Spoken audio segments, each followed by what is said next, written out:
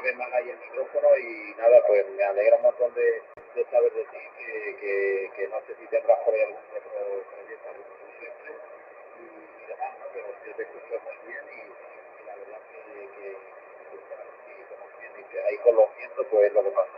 Y luego también, independientemente del tema de la códica, hombre, está muy bien, pero ya sabes que tienes que sacrificar una torre para tener toda, o sea, tienes que disponer de una torre completa para la antena, ¿no? De la cúbica y eso, pues llega el momento que, bueno, sí puedes poner más torres, puedes poner más rotores, lo que tú quieras, pero luego también es un trabajo enorme, ¿no?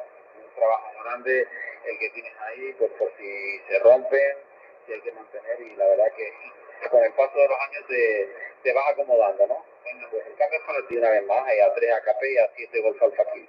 Eco Alfa 7, Golf Alfa Kilo, Eco Alfa 3, Alfa Kilo, papá, efectivamente, Javi. Ya sabes tú, durante muchísimos años, pues he fabricado y montado cúbicas un montón, pero claro, el tiempo, yo creo también que las condiciones climatológicas van empeorando, me parece, ese es lo que yo percibo, la realidad a veces no es lo que uno percibe, pero es lo que me parece.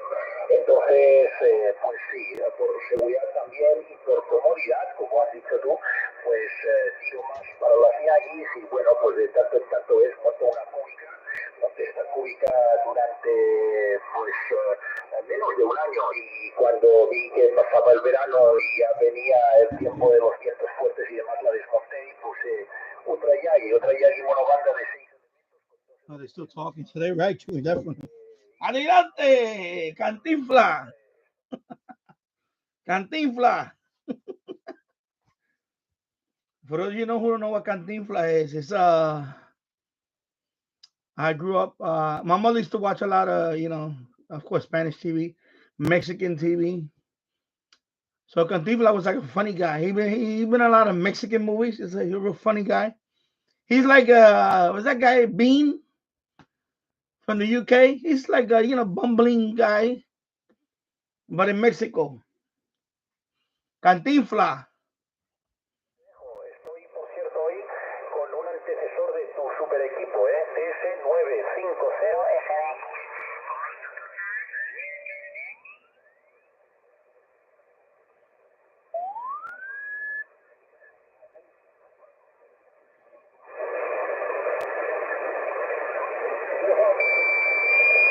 Oh, you're doing a good job, my friend. Charlie 200 and a 7 Yagi, yourself.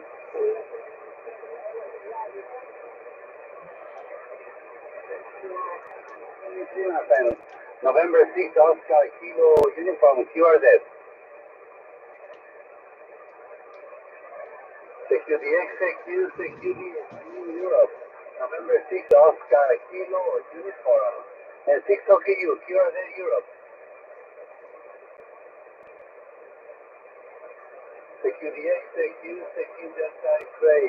November 6th, Oscar Kilo Uniform. CQDX, CQDX. November 6th, Oscar Kilo Uniform. Calling Delta X-Ray 10, standing by.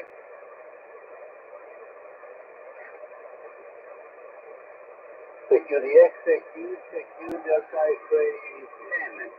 November 6th, Oscar Kilo Uniform. And 6 calling Delta X-Ray 10 and standing by.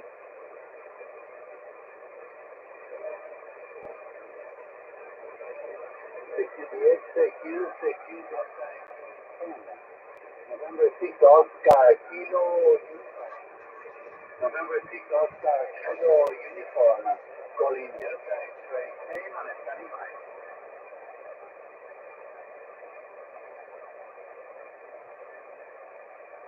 CQDX, CQDX.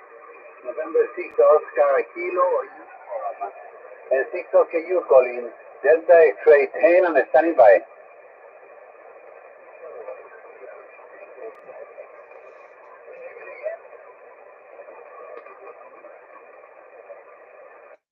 Kilo Delta 2 Zulu Zulu Echo. Delta X-Ray 10. November 6 Oscar Kilo Uniform. And 6 OKU calling Delta X-ray 10 and standing by. I can't make out the second character. Jesus Christ. Tango Delta. All right, I'll come back to it. I don't got time for this. Yeah, I don't got time to be.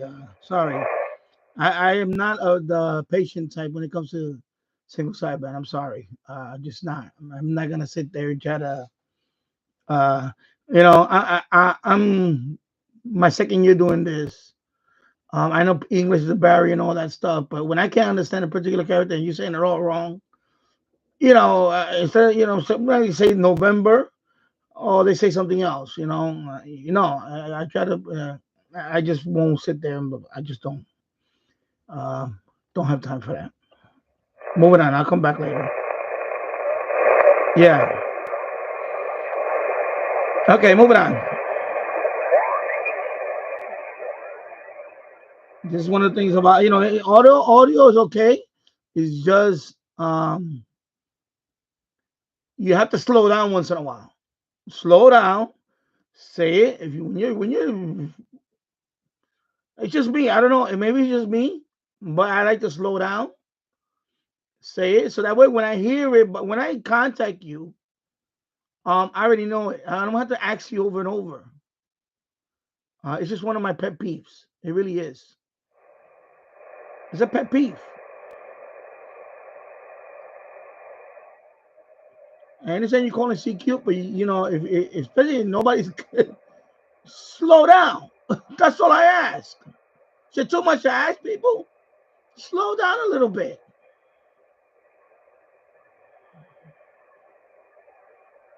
You know? Am I wrong here?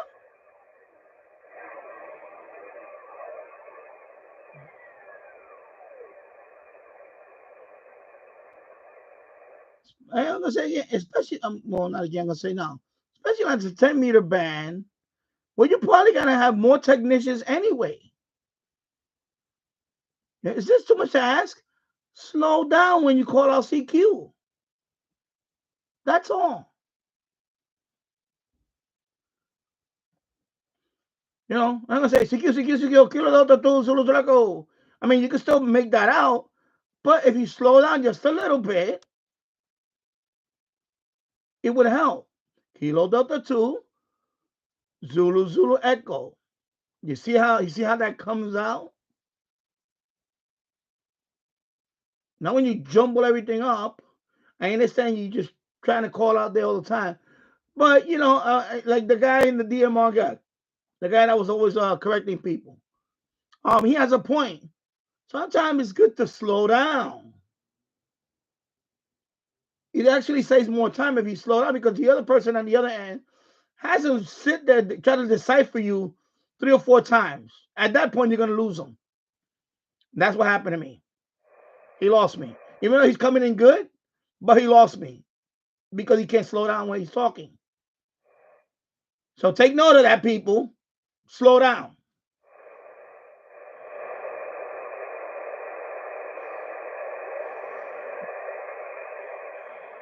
This is a pet peeve. It's just a pet peeve of mine. Even as a shortwave listener, when I listen to this stuff, I can only imagine the other person on the other end trying to decipher that and to make contact.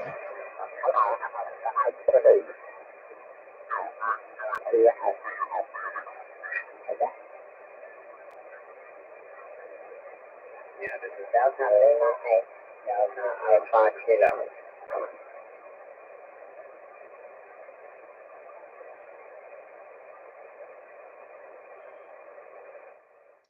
Hello, my Radio DX sir, and hello, Glenn Dansler. Hope you're doing well.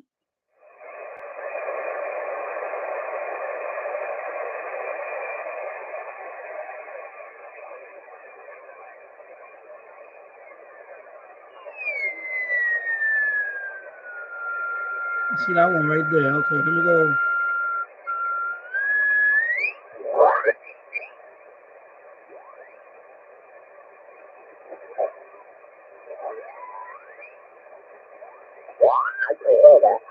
The name is George here. The name is George. I'm located in the state of Missouri, and you're hitting me with 5 8 and 5 and 9 there. Copy.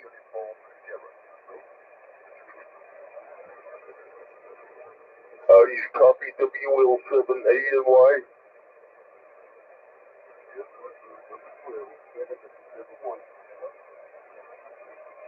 Whiskey Lima 7, Alpha November Yankee. His name is George, located in the state of Missouri.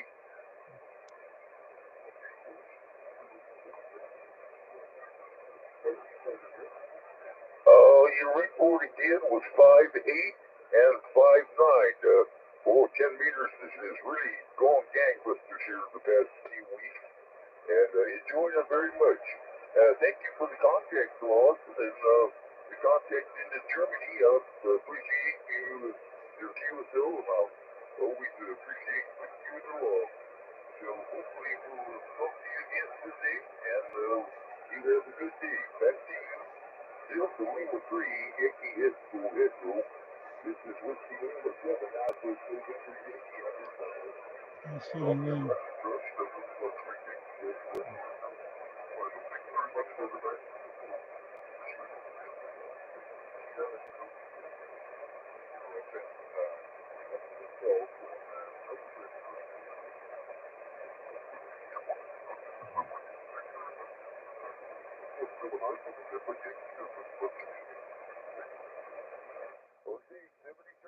Thank you. Bye-bye.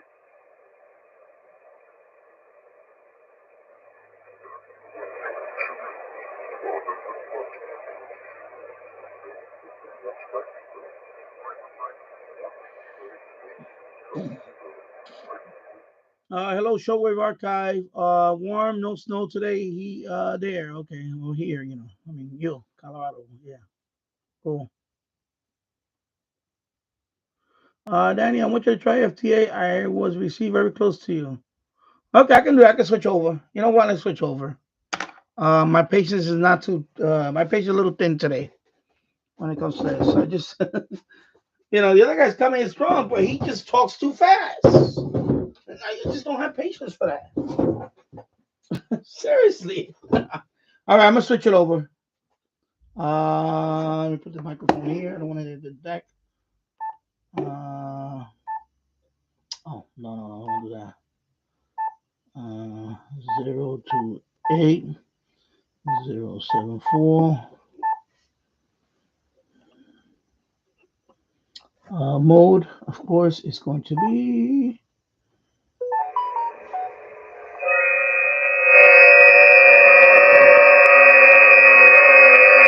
Let's see if I have to do anything else in a minute. Okay, no. All right, let me move this over here. And then fire up.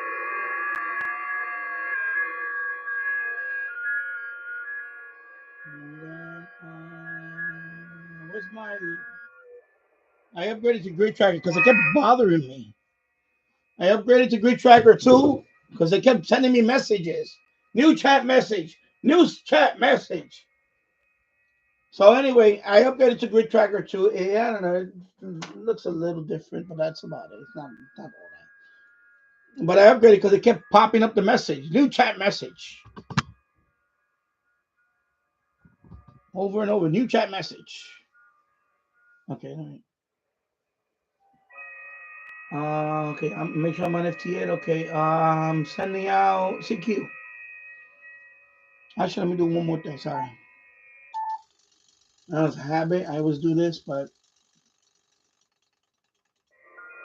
okay. 100 watts right now.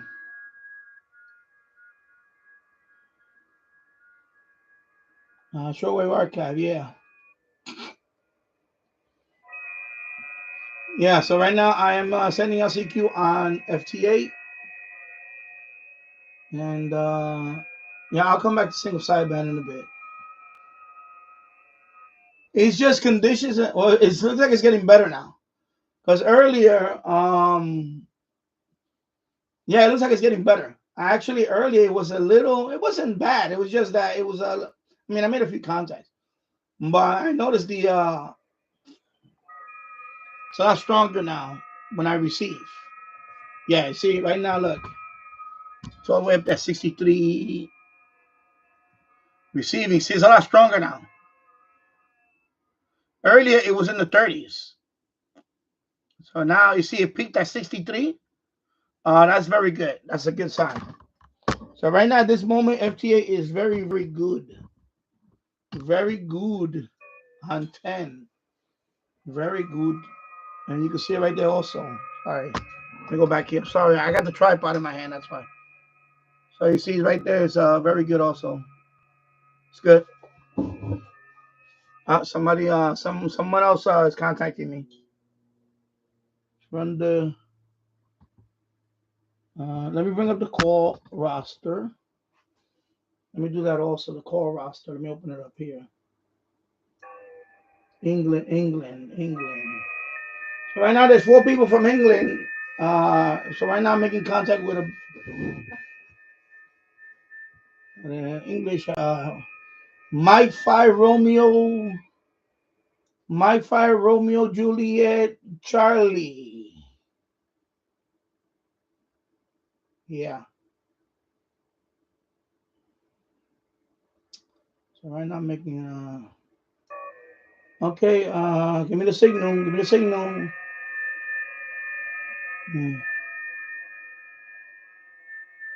Yeah, I know that's what everybody says. When I started attending, I know that when I got my license.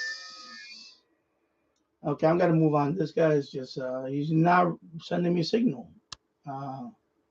Okay, Roger. That's it. He's not sending me a signal. Oh my God, are you kidding me? Let me see, what is his signal? -14. I'm just gonna put that in there, -14, and then I'm gonna send this one off. Yeah, I can't do this all day. This guy here. If you're gonna send me if you're gonna contact me, reply back. Shortwave archive. When I started Shortwave 2 years ago, 10 meters wasn't good. Well, that when I got my license 2 years ago, I know a lot of people told me that 10 meters was not that good. Of course, either I had a tremendous amount of luck or something. I got my license back in September of 2022. However, I did not start using. I did not go. I did not go on HF until January of 2023 because I had one HF rig, but I was having issues with it. I don't know. I just couldn't set up the. So I kind of gave up on it. And then when I got the G90 for Christmas, about the second week of January, and also I had to put up the end fed. That's the other thing. I didn't have an antenna right away. So I got my license in September 2022. I put up the end fed around the end of October, November. I'm gonna say early November. I had my end fed up. I made a video on that, and then Christmas, and then so finally January. I still remember the day, January 13. It was January because I went on my QR. I said I could tell you that my first ever contact on HF was on January 13, 2023. That was my first ever, of course, 10 meters FT8. That was my first ever HF contact. So basically, I'm approaching the 2-year anniversary of doing a B9. So even January conditions were, January of 2023. Yeah, that was the peak for me. So I never experienced that whole 10 meters is dead all year round or whatever the hell happened. I don't know. I never had that issue. I do notice that. Let me lower this down a little bit. I did notice that there is a seasonal thing. So, for example, because this is the second year now for me. I did notice the first year it kind of threw me off guard. I was like, man, this is really great. But then I noticed when I got to about the summertime, not even summertime, it was like late, maybe mid-April to late, about I'm gonna say mid-April something if I remember. Then it just conditions went south, and it was like that for the rest of the summer, early spring.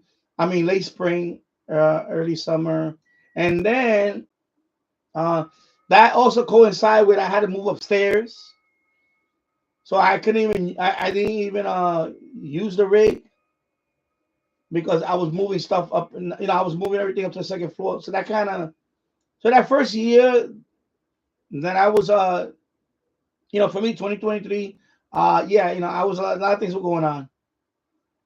But since this after this year, talking about this year, I noticed right away. 2024, much better again. By then, I had the Zygu upstairs hooked up with the MFed on the second floor. It was doing much better. Yeah, I was making but and then I had the issue with the antenna. Remember the antenna broke on me. That MFed got obliterated. Then I tried another antenna. I tried to balance. That worked for a little bit. Then I finally bought the other one, the one I'm using now, and that one definitely helped out. So, but I'm noticing that this is a seasonal thing. So usually it's when I'm gonna say very late summer, maybe like almost early. I'm gonna say around September or so, or late August, but I'm gonna say definitely September.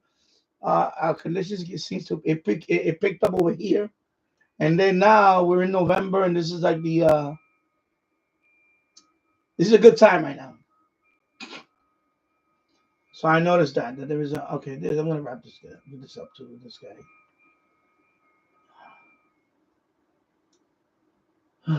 Another dummy. I don't know why people contact me and they don't want to, and they can't. Why people contact you on FT8 and they don't follow through? I don't understand that. I don't understand that. Oh my God.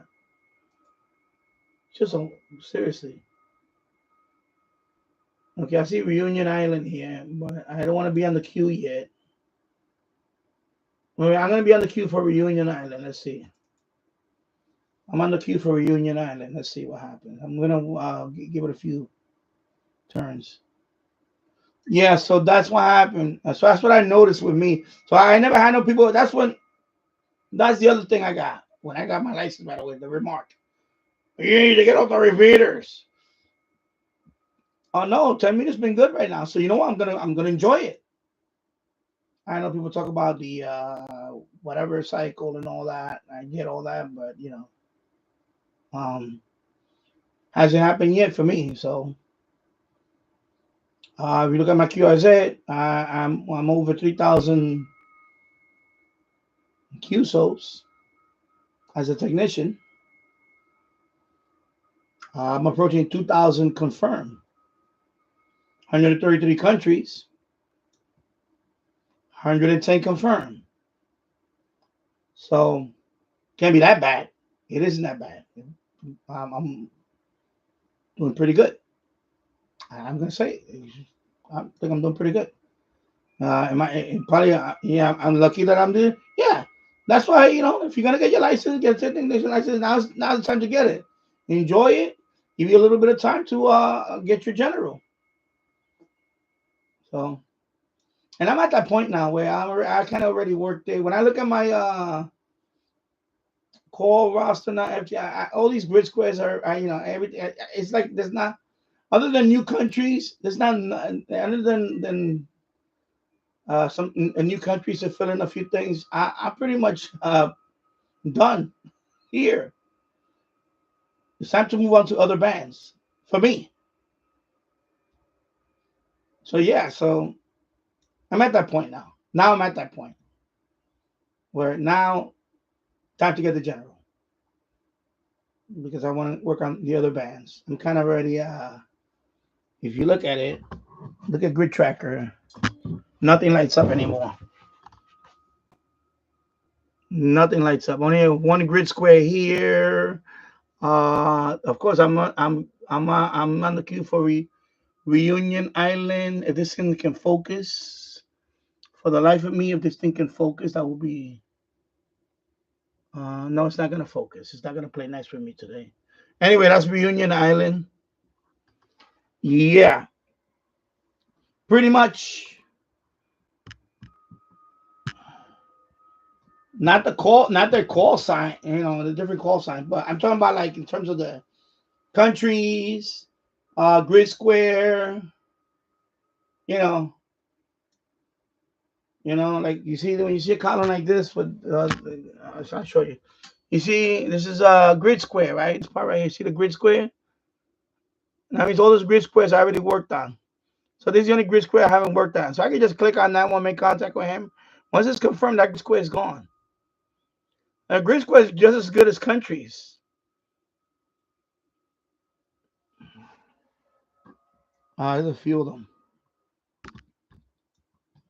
Obviously, the furthest has to be, for me, probably the South Pacific. Like, of course, Australia, New Zealand. What is the other? Chatham Island.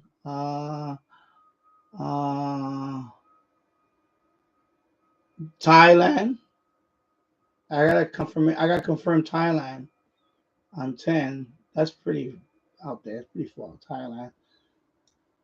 I'm trying to think what else. Kazakhstan. That's pretty far out there. Kazakhstan. That's in the central. That's Central Asia. Yeah, that's Central. So I'm talking about the ones on yeah. So yeah, Pakistan, India. Confirmed. Yeah, India. Of course, China. If you're talking about going out west over the Pacific. Further south is probably going to be the Falkland Islands, but that's on this hemisphere. But that's still pretty. Falkland Islands off the coast of Argentina, into above the Antarctic. Far north, I'm gonna say, of course, Alaska. Yukon. What is it? Yellowknife, Yukon Territory, near Alaska.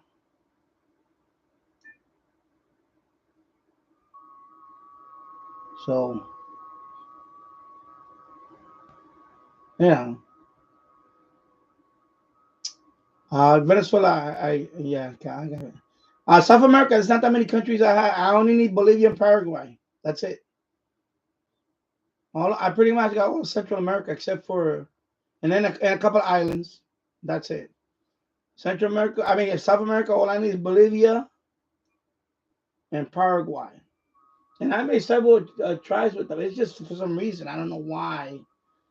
I just gotta be, I don't know. It's just, that. It's just sometimes in some of these countries, it's just, I don't know what it is. Eventually, Anyway, Paraguay, Bolivia. For Central America. And then there's a couple islands, like the Galapagos Island. That's going to be, I don't know how I'm going to get that one. That's going to probably be just one of those things I got to look out for. And Africa is one of those countries, one of those continents that is just going to be a lot of countries. That's going to be probably the only one that's going to take forever. And Asia, but I'm gonna say even I think Africa's the one that's gonna take forever because there's so many. Yes, it's so many countries in Africa. People think that there's a lot of countries in Africa. So, all right, then moving on to this one. Okay, let's see, England. Yeah, it's just so many countries. On QRZ, then it's I have 7 out of 76. So I have 69 to go. That's a long way. Especially Central Africa. You know, the big the ones that have the most operators is South Africa, and then you got Northern Africa like Morocco, you know, Algeria, you know, Madagascar was here earlier. I saw Madagascar here today on FT8 on 10. I was trying to make contact with Madagascar and then they left. And maybe it was in for a few minutes and then it disappeared. That's it, gone. Madagascar. I have Mauritius Island. That's off the coast of Madagascar. So you got Madagascar and then you got another island that's off the coast of that one. It's a very small island. It's called Mauritius. I got that country. That's a pretty good that's a nice exotic catch. Mauritius Island. Reunion Island is another island I was just trying to get right now. That's also out there. Reunion Island.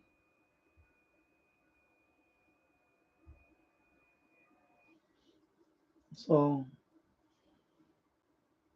that's why FT8 is fun because it's a weak signal mode. So you don't need, I mean, it's you don't need 100 watts. I'm just doing 100 because I want to be heard, especially during. The reason why I put 100 watts because I want to be heard when there's a country that everybody's trying to get. I want to break through. With the Zygu 20 watts, you're at the bottom of the pile. It's like so it's like a pile up. At least with 100 watts, I have a better chance of being heard, and that I noticed. So that's when I got more contacts. When I started getting, Zygu, I got contacts. I was getting contacts. Yeah, you get contacts with Zygu, but with this one with 100 watts, yeah, because people think it's believe me, there's whenever FTA people say, yeah, that's bullshit. There's people out there running a kilowatt, trying to make contact. It's not a low power mode. It's a weak signal mode. So in other words, signal could be like a -20. What was the other day? I married the other day, Swordfish Radio. I caught him at -24. That's barely breaking the noise floor. I mean, excuse me, not noise floor. What am I saying? Anyway, it was a -24. I remember I was like, I got him. He didn't, he thought I didn't get it, but I got him. And then I was able to make the contact. He was a -24. I'm trying to explain this in the, but yeah, I know so the weakest, right, was -24. I heard the exit, yeah, okay, I remember that it was on the screen. So the weak, so in this mode,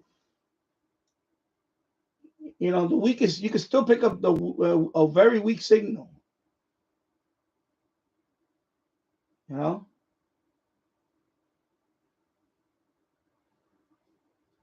So that's why people have a misconception about this about this mode that no weak signal. So if you're running 5 watts and you can be across the world, somebody's gonna hear you. Somebody's gonna hear you.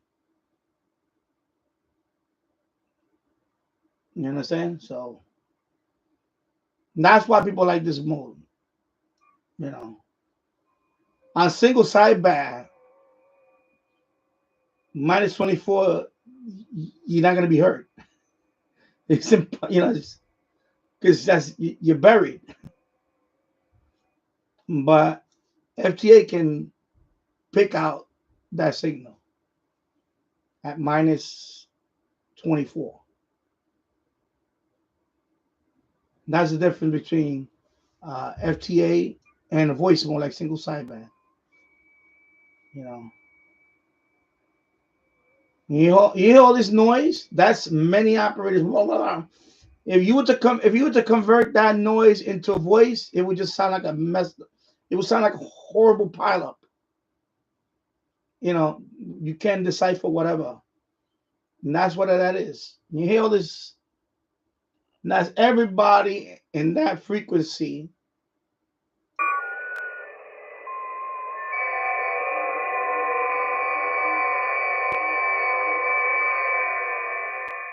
When you hear that, that's everybody on this range. You see all those yellow and orange and all that? That's everybody there calling. So that's 28.074. It starts here. And it goes all the way 3,000 hertz wide. So 28.074 all the way to what? 77. That's what that is. That's what you're hearing right here. That's what you're hearing here. If that were to be voice, there's no way you can make out who's calling who. You know, you can put the worst. I'm trying to adjust this. I'm sorry. The worst pileup. There's no way you'd be able to make out with the human ear. I mean, you know, with that many, there's no way. Yet the software can dig out a -24 signal and decode it. You see how fascinating that is? That's very fascinating. I find it very fascinating. It's maybe just me, but I find it fascinating. So, you know, like Matt already the extra, right? When you made contact with me, he was running 10 watts. He was on 10 watts. I'm trying to remember the signal. I have to go back and look at my log. I think as soon as I got your signal, it was gone. It barely made it. Yeah, okay. So -17 and you're receiving -18. Okay. I got you at -17. Yeah. Yeah, so -17, -18. There you go. Okay, this guy just bro, what are you doing, bro? Yeah.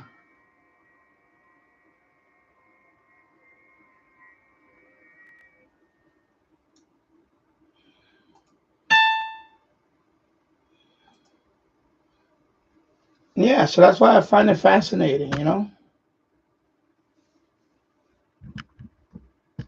I was watching a video last night. I forgot, I don't know if it's Ham Radio Dude or something. And then I saw one comment that some idiot wrote, "Oh, FT8 killed the single sideband single sideband." That is stupid. That is bullshit. And then I killed single sideband. It's just another mode. And then somebody replied after that. Let me get this thing just focus in there. There's a problem. It's not gonna focus, man. Focus. Just want to focus a little bit. Anyway, I'm sorry. Just yeah. So I'm losing my train of thought now. Yeah. So the guy wrote that basically that FT8 killed single sideband. So the guy had a nice comeback. And the guy, no, he had a nice comeback. He said, just like single sideband killed AM. So he came up with, he did a comeback. This other guy did a comeback in a comment. He was just like single sideband killed AM. Just like CW killed AM. You see what I'm saying? And then just like the Telegraph, just like the Pony Express killed CW. I mean, just like CW killed the Pony Express. So he went down. So he went from FT8 killing, because he was trying to be sarcastic, just like FT8 killing single sideband killing AM mode. AM mode killing CW, just like CW killing the Pony Express. In other words, it's technology. Technology, you gotta, there's always technology, right? So, if you think about it, right, the Pony Express, okay, yeah, I'm not gonna forget about this guy. I'm gonna stop. Let me contact the German guy. This guy, sorry, you lost your space. You lost your place. Move on. Yeah. So, think about it, right? Remember the Pony Express in the history books? When they had to deliver mail, when you got a telegram in the 1800s, before the telegraph was invented, somebody had to get on a horse, right? And deliver your note. Here's a telegram. Here's a telegram, Pony Express on horseback. Then, right? Then the telegraph. The telegraph, right? CW, right? Telegraph, And then AM mode, or the radio. The radio, right? We have radio, AM radio. And you can send a message through AM. And then, of course, we had the single sideband. And single sideband, we can send out we can send out audio. We can send out audio a greater distance with less, more, with less, power, right? Or and then of course now we got digital. So it is technology. It's evolution, technology. So dumb doesn't understand that. Making a stupid comment like that about it killed air. And like you said, yeah, in fact, it's probably saving a hobby. So not everybody can. And then somebody also commented that some people actually have what they call mic fright. Some people are just introverted. I'm one of them. I'm not the type that's going to be talking on the air a lot. You saw me. I don't have the patience for single sideband. I went on. I tried to talk to a couple of people. I said, forget it. I was waiting for somebody to say, I'll go back to FT8. And I went right back to FT8. So, and hello, Different Gear TV. I hope you're doing well. So, yeah. Let me read up here. Let me catch up on some comments here. Shortwave archives. I like to record what I hear on the summer solstice for a few hours until midwinter broadcast from the BBC. I did it last year and this year, hopefully next year as well. Yeah. And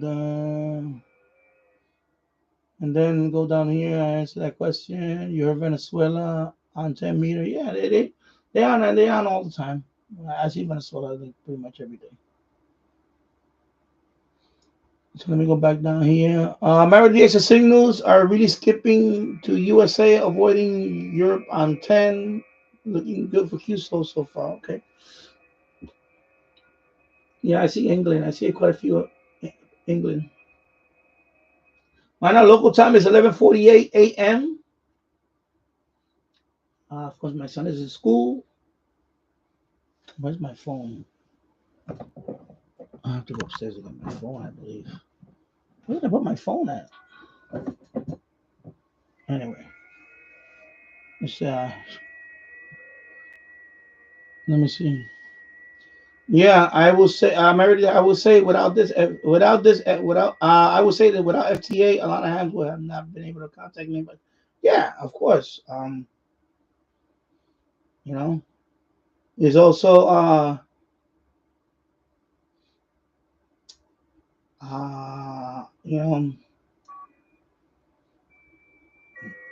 you can have a modest setup. You know, you don't need 100 watts. You know, but it's, you know, it's a weak signal also. So you know, it's just, but also but yeah, 10, you don't even need, like, you know, I know my already the extra setup is very modest. He has a loop antenna. He has that antenna, that whip antenna. I know he has that. What they call stealth antenna, whatever. And he's using the G90, and you know, he's done quite well with that. So, and he lives like in an apartment. I mean, you know, you guys call it flats.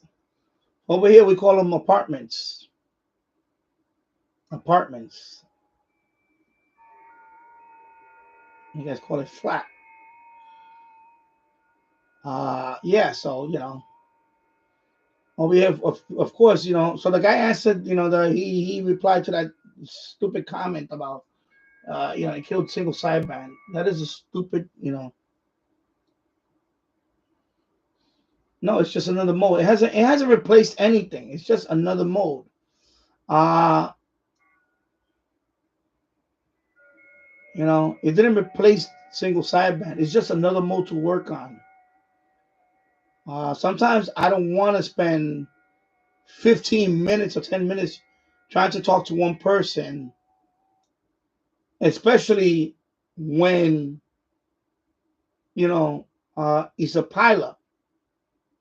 I just don't have the time for that. I really don't have the time for that. So, you know, if I'm going to do single sideband contact, I may dedicate a certain amount of time. But after that, I'm done. I'm just, okay, but wait, moving on, you know. FT8 is just, is it personal contact? No, it's not. It's very impersonal. There's even a word, impersonal. But I don't care. You know, it works for me. You know, it works for me. So, you know. And like I said, I'm one of those people that I'm not much of a talker. You know, I think initially when I got on DMR, because that's the first.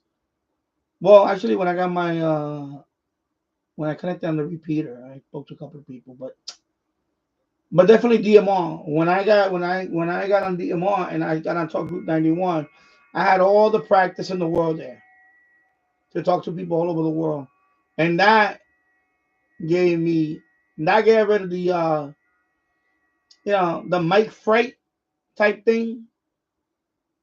You know, I got more comfortable. I got more comfortable talking to people because that's what you're doing. You're talking to strangers. You know that, right? You know, obviously, we all know that. You don't know anybody. You just going in. So a lot of people just don't feel like, I don't want to talk to strangers. You know. But once you talk on DMR and then you talk to people on the regular, you feel comfortable.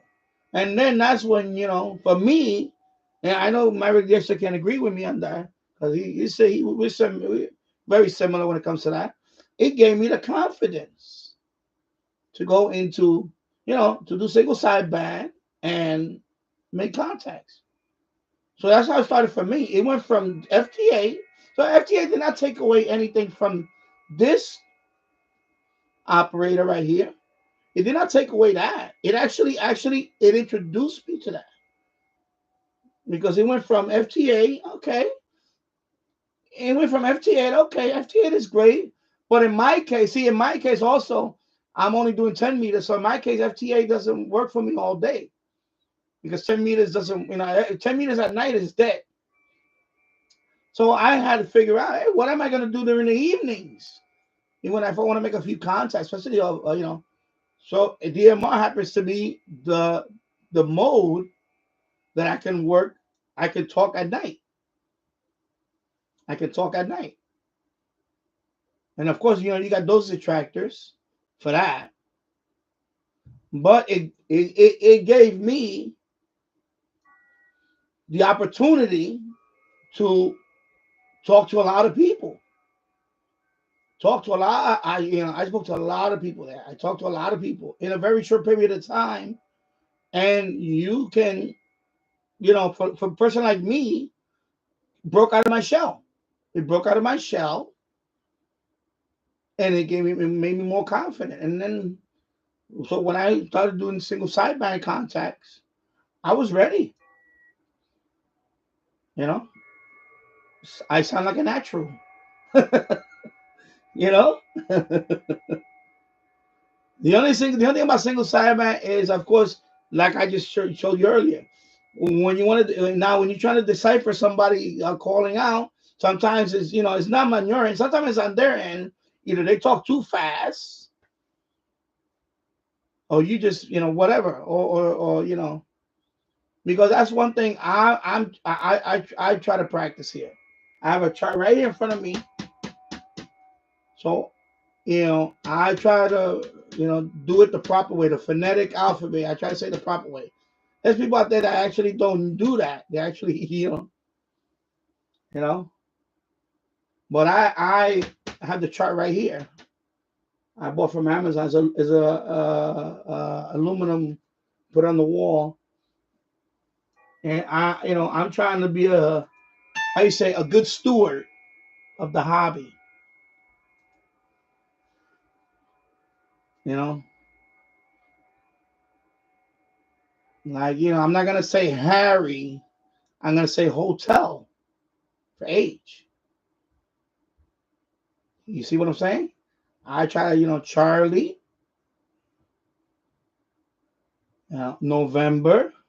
You know, of course you hear people that just say something else. But I try. So when I started, by the time I got to single sideband, I was fine. I was fine. Also Q codes. I'm still learning my Q codes. I'm still trying to. I'm memorizing some of that. I know the basic ones. I'm talking about the more obscure Q codes. Those are the ones I'm still memorizing. So I'm learning. So when that person posts that stupid comment about is killing single sideband, no, it's the opposite for me. You know, uh, DMR actually got me into okay. Now the next step is I'm gonna start doing single sideband. That's why now the next step is to get the general, so I can work more bands and do more HF, more single sideband. So he doesn't know what he's talking about when he says that single sideband is somebody's down here. Who's this?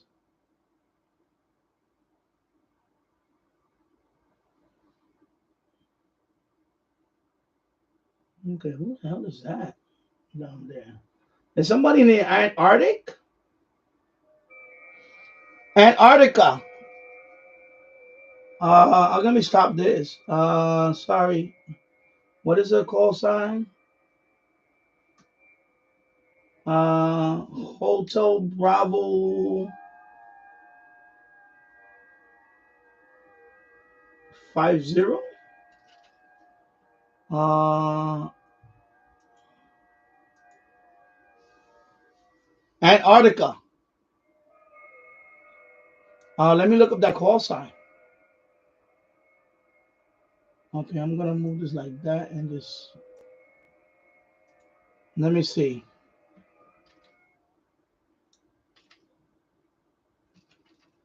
Is it that? No, it's not. What is? So I'm missing something here. VC. VC. Wait a minute. Wait a minute. Wait a minute. Okay, Victor. Charlie. Generate. Let me try here again. AB 50 VC. Let me see. No. No, what's going on? Okay, hold on. I have to look at this. I have to figure this out. What is going on?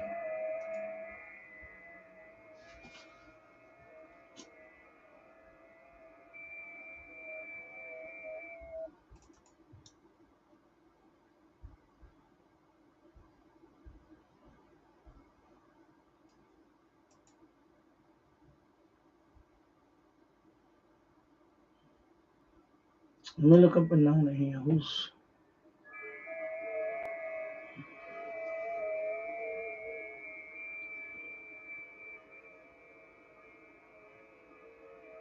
let me close this. Call station. What station is that?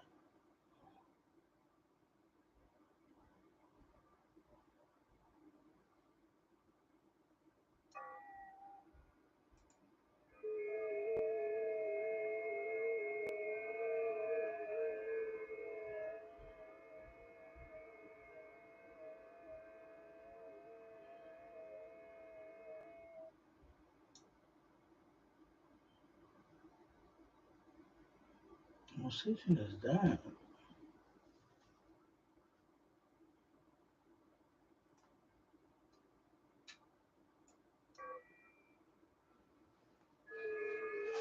Yeah, 100%. Oh, yeah. Let me read. I'm sorry. It's like saying the video killed the radio star. It did for a while, but in the end, it did not. Exactly. It did not. Exactly. I'm trying to see. There's a station from Antarctica that's calling.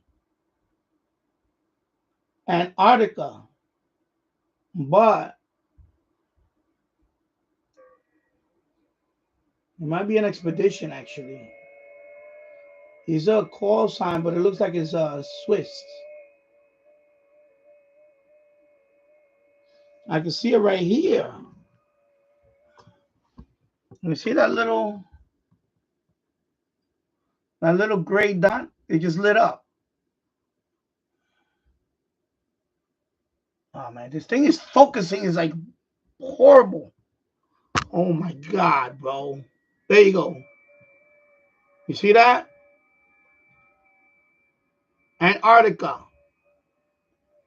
So I hovered over it, but I saw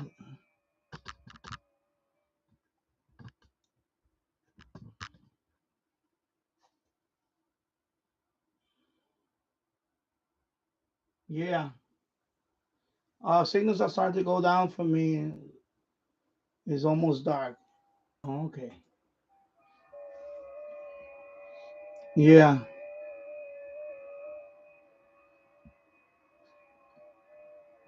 Yeah. Hello, Different Gear TV. I hope you're doing well. Okay, Roger, Roger. Okay, he's done. Yeah, he keeps sending me the thing, but he doesn't. Let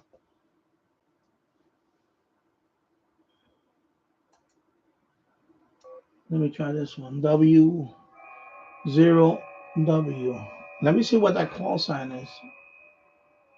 Let me see what that one is. W0W. And that one is what is that? Okay. All right, anyway, forget about that. Okay. Yeah. Anyway, let me try that one for a couple of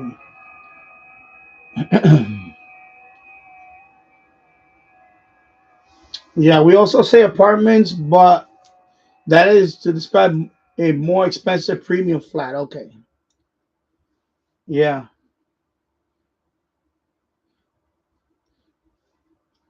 Yeah. Because we say apartments because of the building, you know. Yeah, they say flat because of the roof, you know, flat, a flat building. Like this house is a two-family house, but the roof is flat. So it's like a small brownstone. We also call them brownstones, but it's flat. It's a flat roof. Except this is a two-family house. And what I mean by two families, each floor has a kitchen and a bathroom. That's why any floor that has a kitchen and bathroom, and there's at least a bedroom in there or something, that is considered one family. So, and there's actually a bathroom in the basement too. There's not a kitchen down here, but there's a bathroom down here too. So we actually have three bathrooms. In other words, yeah, somebody see right here, right here, right here. Look.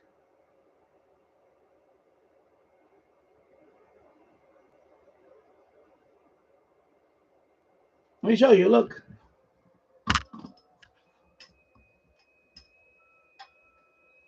See?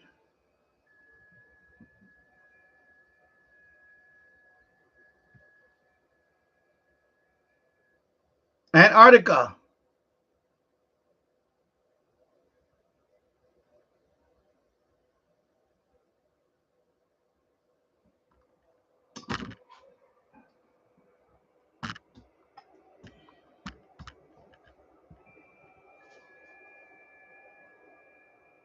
Okay, I'm going to let me see.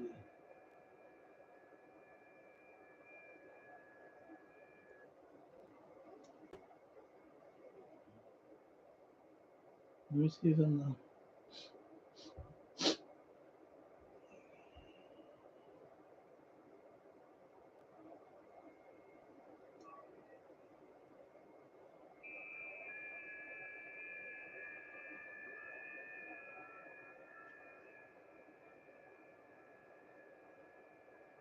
HB 50 BC. Okay, I'm done with this guy. I'm done with this guy. Forget it. This guy is just.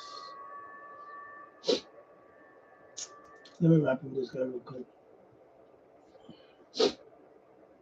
Okay, one more. Let's go. Let's go. Let's go. Wrap it up.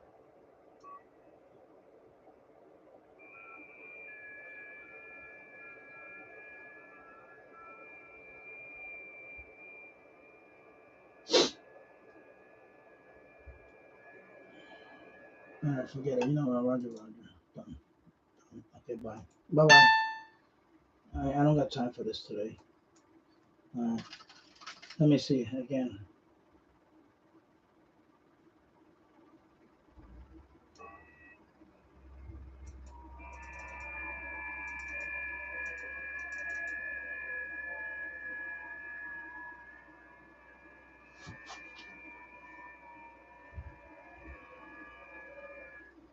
Hotel Bravo 50 Victor. Okay, let's see. Hotel Bravo 50 Victor Charlie. Generate. Let me see.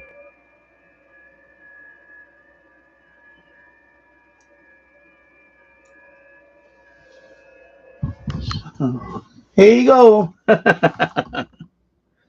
at that. See that? Hear all that stuff going on right now.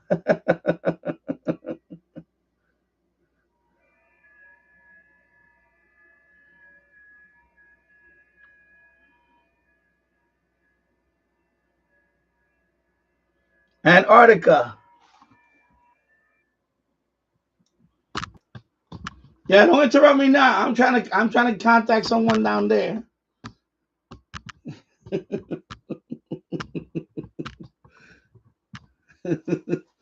Antarctica.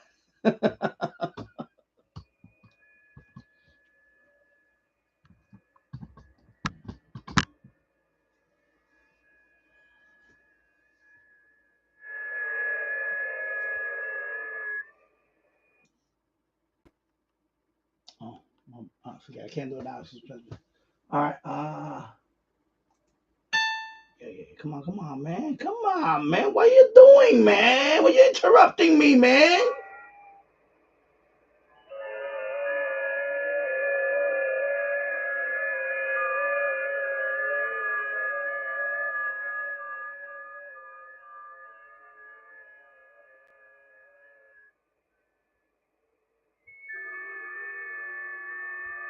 But I don't see him on the call roster, though. I only see people. I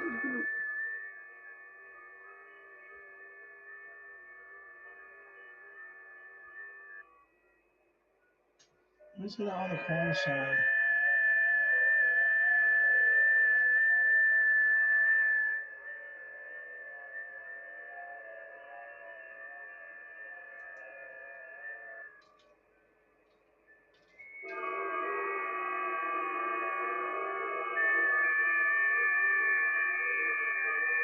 Oh, he's calling CQ. He's calling CQ. What the hell is he at?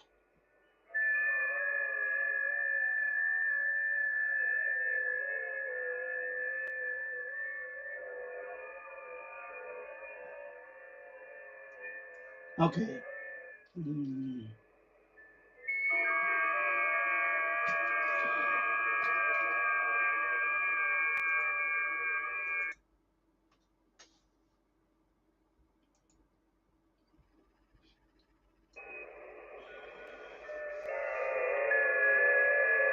Antarctica. He was just calling CQ, but I can't see him. I just saw this lit up green, and you see, this thing. The problem is that when you roll over, is not. You see? Can you read it? Can you read it? CQ HB50VC. So the frequency is at 21. You see, it says HB50 live, Antarctica, and you see there's several people trying to call him now. But it hasn't showed up on my call roster. That is coming from Antarctica.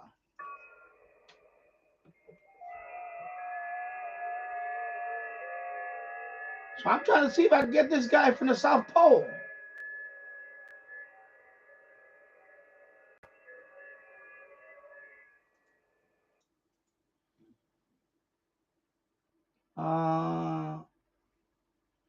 Call roster. I don't see him on the call roster. Oh, he's there. He's right here. Yeah, but he's registered as Switzerland.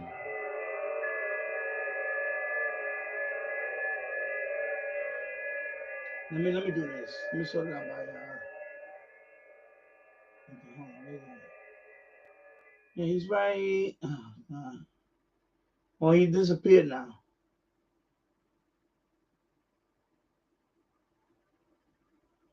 Let me hover it. Let me leave it there.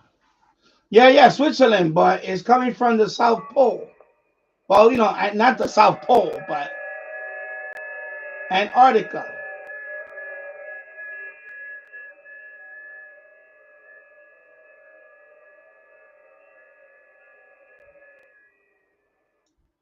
I don't know what this guy has to stop contacting me, man. I'm trying to contact with this guy. I don't know why people cut in and do this shit. Come on, bro. What you guys are doing, man? I hate when people do this shit. Fuck, man. Jesus, I already made contact with you. Stop. Oh my fucking God, bro.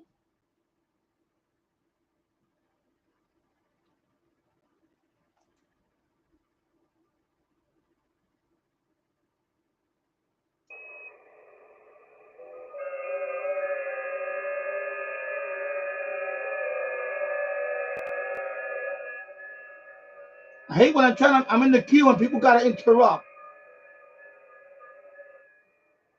What the hell's wrong with this guy?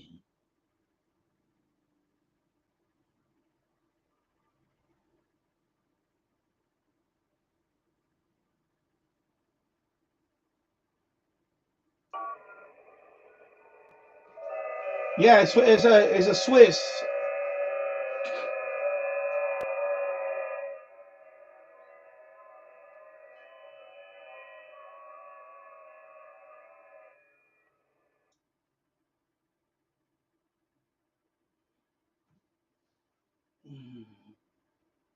All right, there you go. Oh, he's calling me back. All right, -6, -6.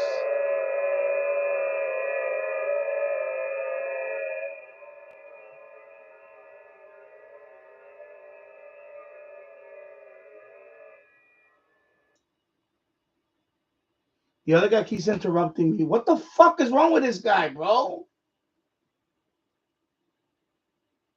What is wrong with this idiot?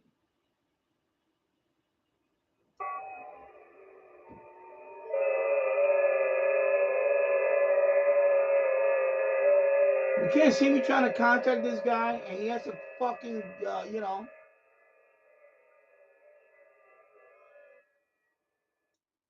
Oh my fucking God, bro.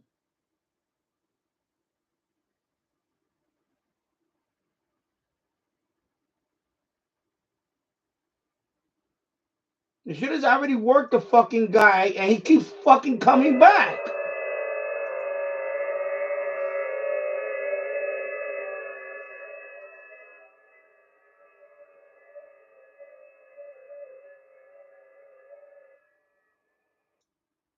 All right, so I got this guy. Okay, so I got the Swiss guy, but I don't know. I don't know what's going on. Let me see now. Let me see if it No, he doesn't have the message thing.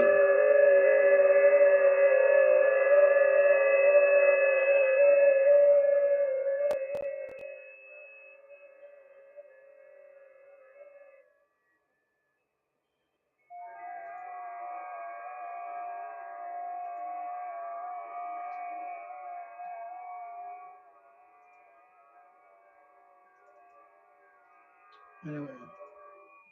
No, I said I made contact with the guy. But I don't know what's going on. I don't know if he's anyway, I have to look at his page.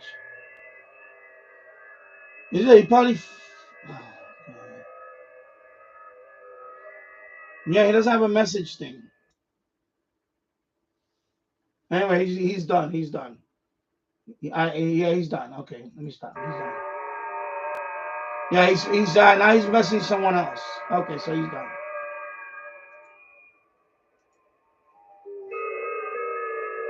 Yeah, it's so fucking annoying. It's like, dude, you already made contact already. Like a couple of, Yankees. I don't know, he's falling asleep on the thing or whatever, but so annoying. Really annoying.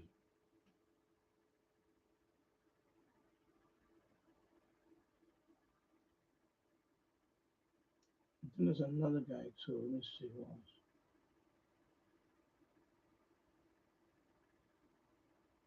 Anyway, so it's a Swiss guy. So I got him. But I have to see if hello James Farley, I hope you're doing well. All right, moving on. Moving on. I'm gonna go to FT4. FT4. Let me go to FT4. All right. Yeah, if he had the messaging, I would have told him. I would have sent him a message like, yo, can you knock it off?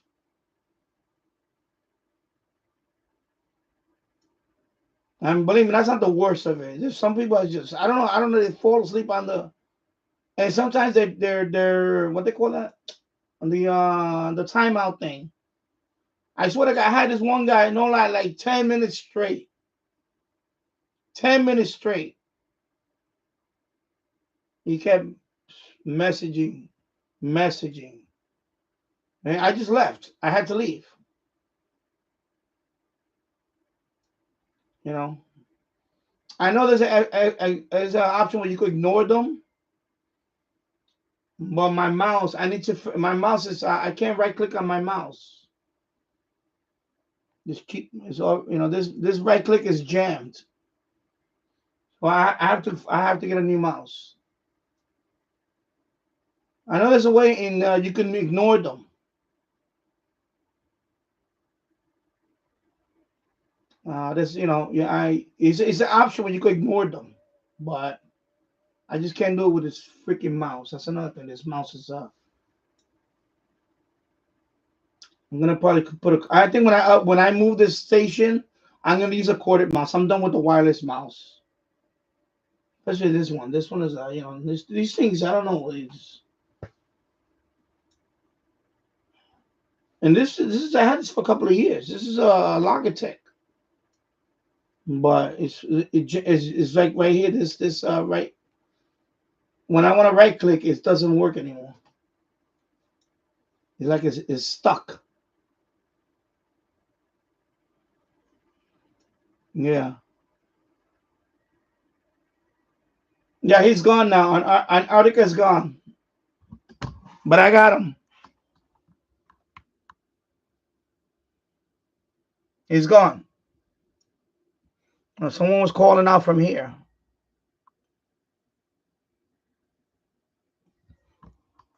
So, yeah, I know I'm gonna get a wired mount. I have a couple of them. I just have to. I don't want. I'm gonna move it when I move my station. I'm gonna put a because I have a wired keyboard here, but my mouse is wireless. But I'm gonna, you know. Well, what am I saying? He's not. He's not. Well, never mind. He's not gone. I forgot. I switched to FT4. What am I saying? Never mind. I'm on FT4. What am I saying? Yeah. Anyway, I got him anyway. So I got him on FT8. So anyway, my DX. I'm going to stop at 10 meters as my signal no longer making it to the US. Yeah, I was very close. Yeah, I know it's already dark over there. Over here it's 12:20 in the afternoon. Sounds like I have a number one fan. I don't know. Sometimes it's just. I think some people they just. Unless he really needed that state. I don't know why, because New York is one of those states that everybody gets. Like the other day, I was this happened to me the other day. It was what island was it? Oh, Jesus. Oh, New Caledonia. You know, he was like the second time I had contact with New Caledonia. So this one, he's confirming them right there within minutes. So we made contact. I'm waiting him to confirm me on QRZ. I guess he skipped over me. He never confirmed me. So I already had made I sent him a confirmation request. So like 72 hours later, he rejects my confirmation. And I'm like, we made contact. Roger, everything was fine. I don't know why. Maybe he forgot to log me in at that moment. So I lost that contact. I could have had New Caledonia confirmed. And that shit just irks me when shit like that happens. Because, anyway, and this is like the third time, not the second time. This is the third time this happened. Same thing with another guy. We can't make contact. When I make contact, as soon as I click on grid tracker, it sends it. It's already in QRZ. I have it set up to QRZ. I don't know if he's manually doing it or something like that. But I saw that he was confirming right there QRZ within minutes. But he skipped over my contact. And I'm like, wait a minute, you just made contact with this guy. You already confirmed him. You confirmed the guy after me. You confirmed the other guy. But where's my confirmation? And of course, I never got it. And then 3 days later, he rejected my request to confirm me. Talk about luck. So anyway, just irks me. And I had a few of those.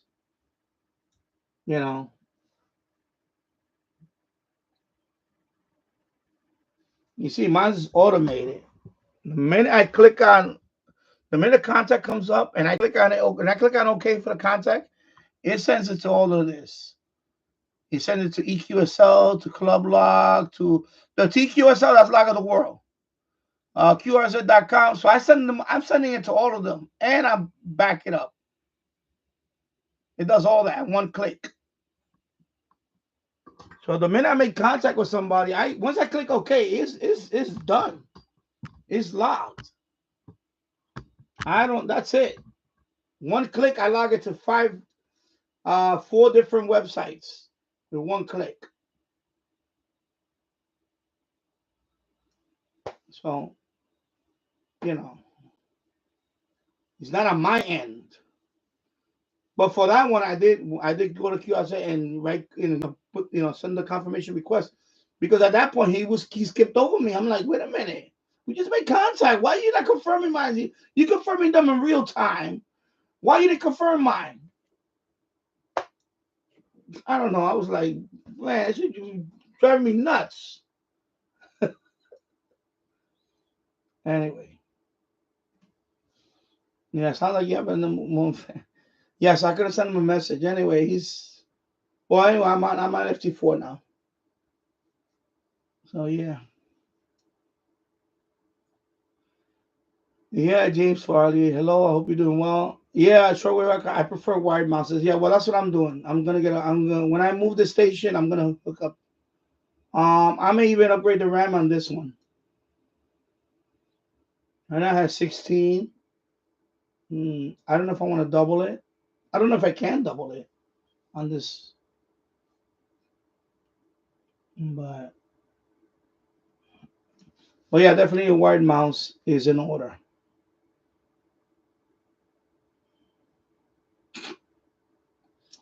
Yeah, because there is an option where I can.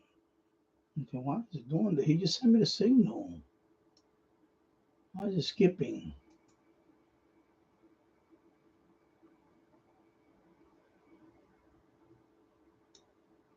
Okay, that's done. Okay, next one. Yeah. Just had a runaway train on 20.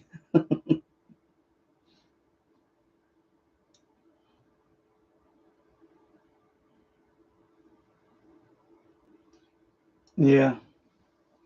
So let me see where I'm at now. Let me go to QRZ. Let me see what's going on.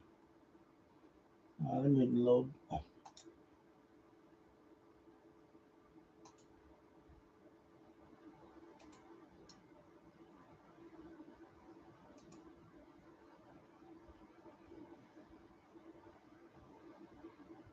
Okay, so he confirmed it, but what I need to know now is okay. So this one is done. Okay, let me go here. So let me see.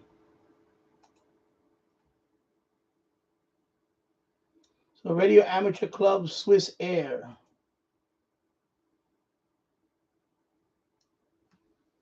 So that's this one.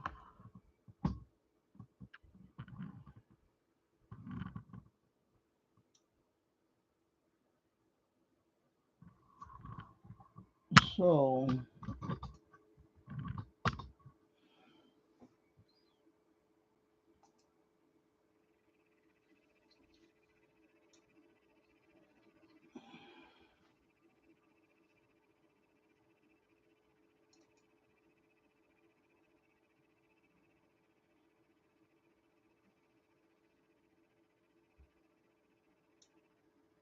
okay, focus is like.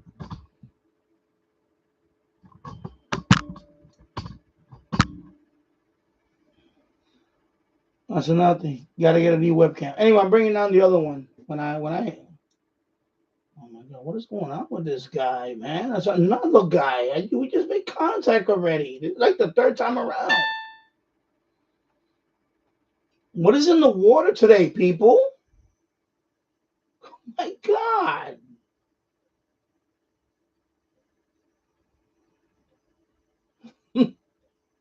What is in the water, people? Yeah, so let me read. Let me see. But this is all in. Okay, let me go to his homepage. Let me see. He has a homepage. Radio Amateur, Swiss Air. Okay, so this is Swiss Air. Okay. Okay. So on the air, we click on that. Okay.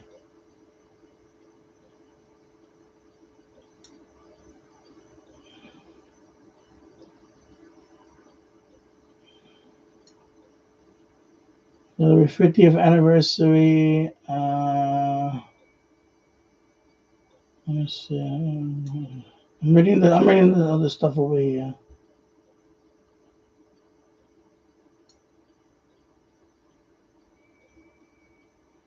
Okay, that's too much stuff for a word. I'm not gonna go through all that. Sorry. Yeah, I'm not gonna go through all that shit. Yeah, that's one thing I'm not gonna do. I'm not gonna go through all this shit just to get an award. Forget it. It's not gonna happen. Anyway. All right, moving on.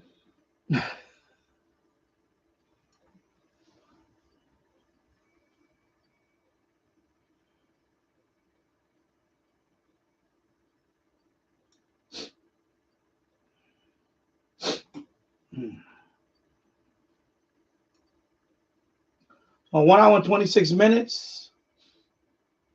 Anyway, I'm gonna do a couple of more. Then I'm gonna go back to let me see.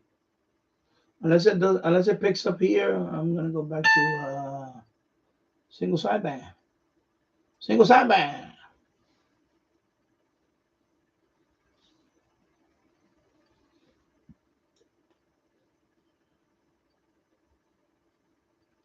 Yeah, so I upgraded to a Grid Tracker 2 because it kept sending me messages. Using old version of Grid Tracker. So now they're version 2. What is it? 2.1? What is the version? I don't know. Anyways, Grid Tracker 2 now. Grid Tracker 2.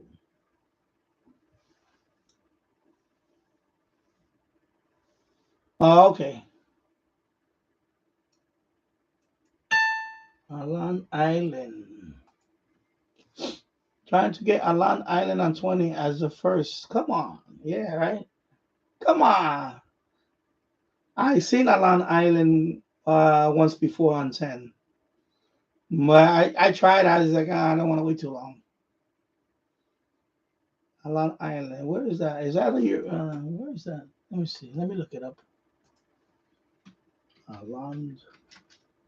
Sorry. Alan Island. Oh, that's in the okay. I know it's an autonomous region. That is up in the by Sweden, between Sweden and Finland. Oh, okay. Yeah, so that's between Sweden. Is in Scandinavia, whatever. Between Sweden and Finland. Alan Islands. Oh, okay.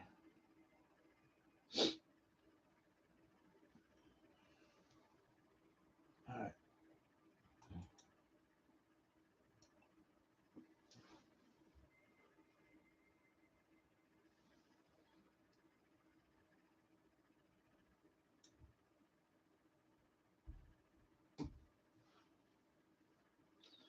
No, I think it's a Q. I'm sure they can hear you. It's just that you're on Q. Probably everybody's trying to a country like that, Alan Island. Everybody's trying to. You're probably like whatever in line. You just got to keep calling, calling, calling, and eventually, unless they don't leave, they'll get to you. It's just on cue. Because that doesn't come often. So it's just, So when you get something like Alan Island, it's not that even though geographically they can hear you is right there, because you get feeling it's just a cue. It's just so many people are trying to contact that operator. You're gonna be in the queue. So that's what happens. It's not that they can't hear you. I'm sure they can hear you. It's just that. It's just that you're, even if they're calling CQ and you happen to click on it right away, you're already on queue. It's rarely that they call in CQ and then you click on it and you're the first one on the line. So, hello Tasso. Good afternoon, Tasso. Hope you're doing well. Yeah, so that's definitely you're on queue. And the longer it's there, you're just gonna keep trying. I have a limit though. It depends. It depends. If I have like right now, I'm talking to you guys. I would have been on queue waiting. But if I'm in a kind of a rush, then yeah, I'm only gonna try X amount of times and that's it. But You know, like the other day, I got French Guiana.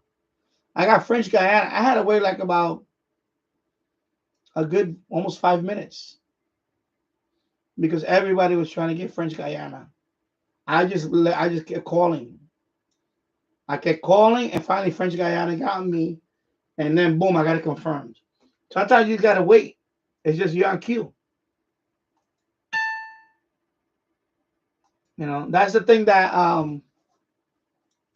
I didn't learn that watching videos. I learned that on my own. Sometimes you're gonna be on queue.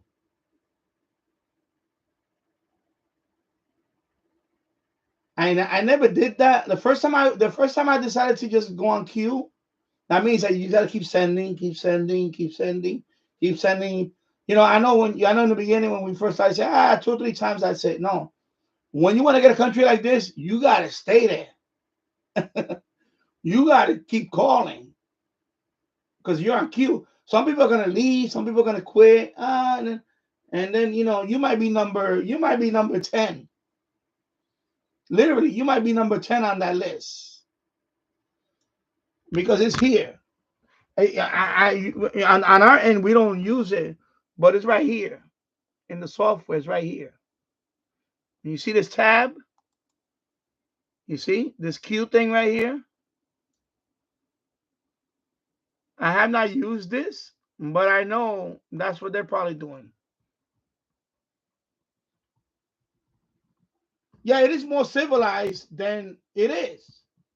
Yeah, at least FTA is more civilized for calling the expedition, except when somebody cuts in front of you with calling you. That's what happened to me. I was calling the Swiss guy, and then this I think he's from the Czech kept when I'm clearly trying to call the Swiss guy. And you'll see it when you go out, you'll see it like on the list. When everybody's calling the same call sign, an exotic call sign, that means everybody's on queue. You just gotta wait. You gotta sit there and keep sending, and hopefully, if they decide, and it happened. The first time that happened to me was the UN, United Nations. United Nations showed up the first time. I wanted that contact. I waited like 10 minutes. Literally 10 minutes. Because I got my thing, I got this set up for my watchdog. That's when it times out. I got it set for 15 minutes. And I know it took about 10 minutes. Finally I got through the UN. And sometimes they'll send a multiple sometimes they'll send a multiple Roger to a whole bunch. I got in that. And that's what I said, okay, he got me. You ain't got me. So then I Roger back. And then about 3 days later, I got it confirmed through Log of the World. That's how I got the UN. But I waited for that sucker for 10 minutes. Yeah. Well, that you're guessing if you're on queue, but you can tell. Some of them you can tell when you see the multiple call signs on. When you see the call, when you know you're on queue, when you see multiple people calling the same call sign, and you're calling that call sign too, that means you're gonna be on queue. I know this focus is horrible right now, but you'll see it. If everybody's calling, like for example, you're calling Alan Island, and a few people calling Alan Island, yeah, you're on queue. That's when you can guess. And plus, you see them working different, because that one geographically, you got it's between Finland and Sweden. So that one you worked that one many times. So it's not a geographic thing. It's just that one is getting, you're in a pileup. He's a pileup. Remember that. It's the same thing. Even though it's digital, and even though it's FT8, there's still pileups. Oh, okay. Yeah. I don't know. Because I don't go by PSK with that, because PSK, they might not be a spotter that can at that moment, there might not be a spotter that can, I think it's more of a Q thing. And because since I done that already a few times, I'm more patient for that. Because I'm at the point now that I am kind of running. I don't want to say I'm running out of countries, but for some, it's getting harder. It's getting harder now. I'm getting to a point where I have to. I'm getting yeah, yeah. I'm getting to a point now where, and some of them is getting harder for me to complete.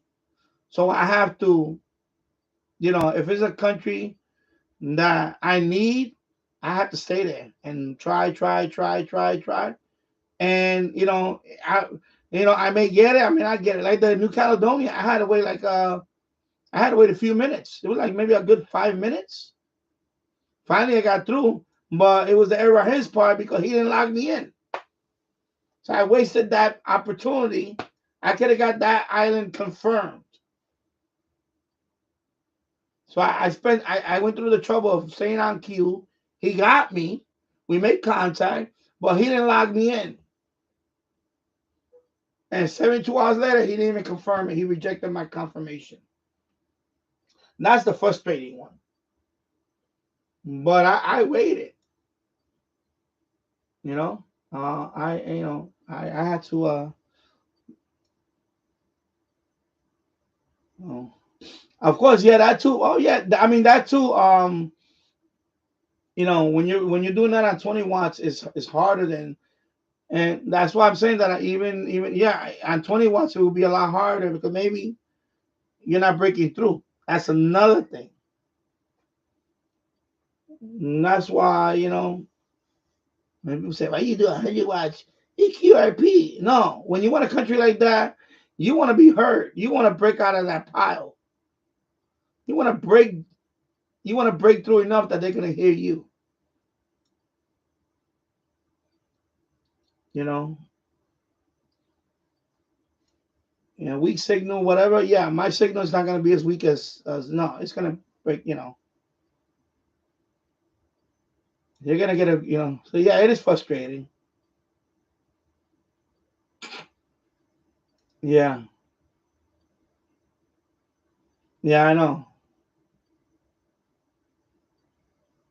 But unlike voice, you could see. Unlike voice, you could see what I already all those grid squares all gone. I have one grid square here that I need later on. It's right there. But I'm getting to the point where I'm running out of I'm getting to the point where I'm running out of you know unless somebody new just comes in, I'm running out of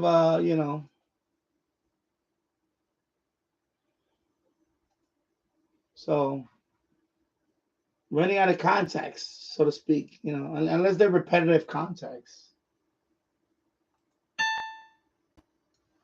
especially when they get crossed out. When the call sign gets crossed out, like these are work, right? But this one, like for example, these ones that are crossed out completely, that means I worked several times already. So, and you see all the grid squares. That means I already worked. I'm down to getting grid squares. And then if a new country comes, you know, at this point, I look at grid squares too now. Oh, a new grid square. I grabbed the new grid square. That's it. Before I didn't care about grid squares. Now I'm down to grid squares. You know.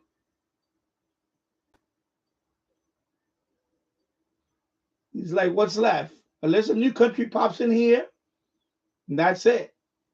You know. Let me go back to FT8. Let me stop this. Go back to FT8 for a minute.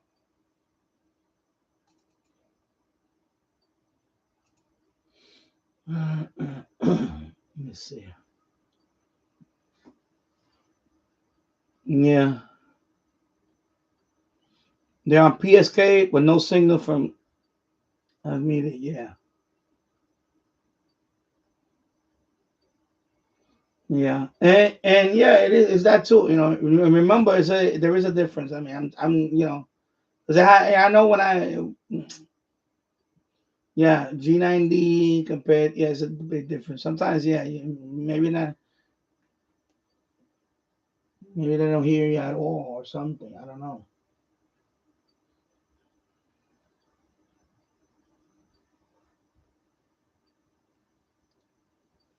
Yeah, at least FTA is more civilized for calling the expedition. Remember the SSB one on that remote? Yeah, Bouvet Island. Yeah, what a disaster and embarrassment for. Yeah, Bouvet Island. Yeah, that was Bouvet Island. Bouvet Island in the Pacific. Right? It was the Pacific.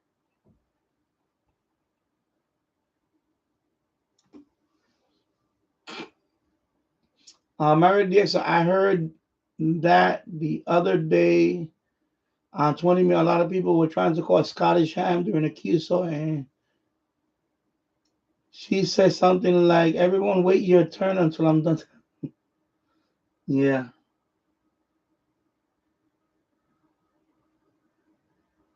yeah, okay. I don't think they're receiving me anyway, so I will give up for now. They are PSK and no signal of mine. I know, but frustrating because I received by others that are surrounding. Yeah, and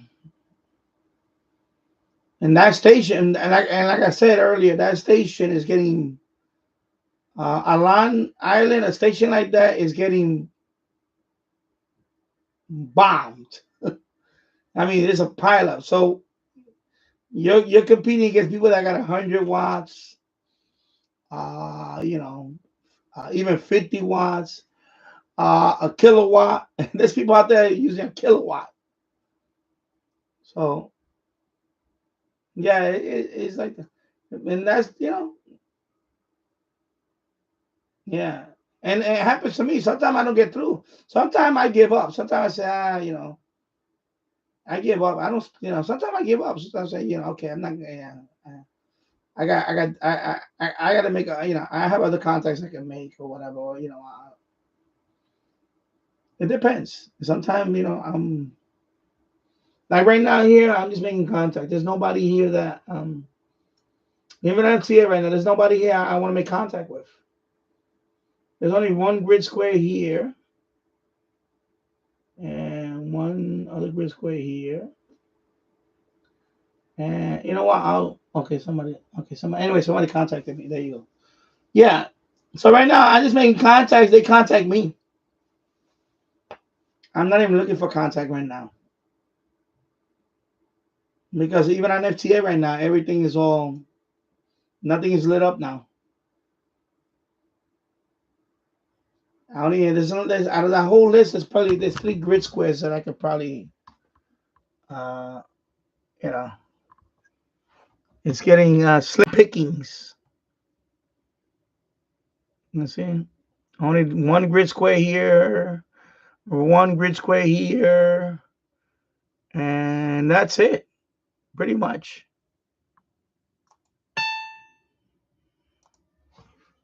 It's getting slim pickings for me. So it's time to get that general. Get that general. Go down to 20. Go down to 40.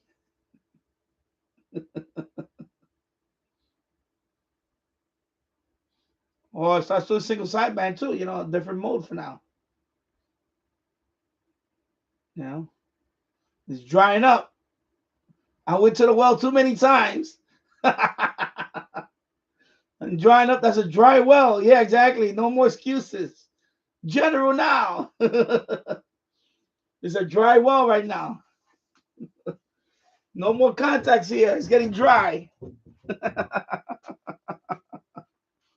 Yeah, I'm telling you, it's time. It's getting to that point. Let me stretch. Yeah, it's drying up. I need 4 more for Europe. 4 more for, you know, if I would have got the general, I probably would have got that all. I would have got them down there. I would have got the Master of Europe already. I would have got the South America one. I would have got by now. Have I got my general right now? I know I would have got the Europe already. I would have got the Europe within days because I'm down to 4. I would have got that one. I would have got the South America one because I'm down to. Is it 7? No, not 7. It's 9. 9. I need 9 more. Most of them are, you know, small island, and I need Paraguay, Bolivia. I got Suriname, but what's the other one? Just Guyana, not French Guyana. I just got French Guyana. So I need Guyana. I think, and then a few islands, That's it.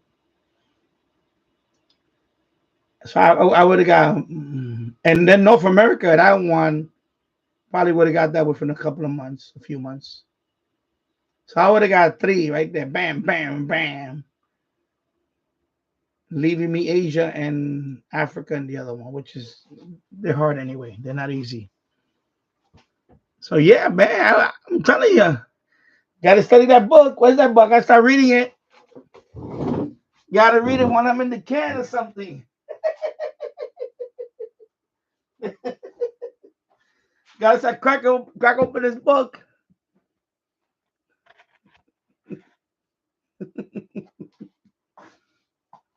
And I'm gonna have to walk around with this book now. Get to that point, man.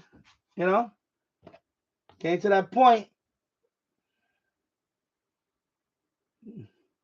Drying up here, man. It's drying up on 10 meters, man, for me. You can only take so much blood out of a turnip.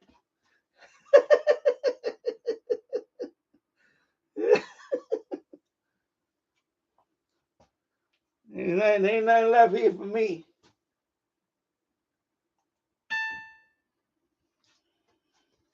Oh, Antarctica's still there. Okay. Yeah, Antarctica. There you go. So I already made contact with him. Look, he's 10 minutes. He's back. All right there. Wait. Let me get it. Move this keyboard over here. You see? The Swiss guy. So I got him right here. I got him. Bo. I got him. Got him on 10, baby.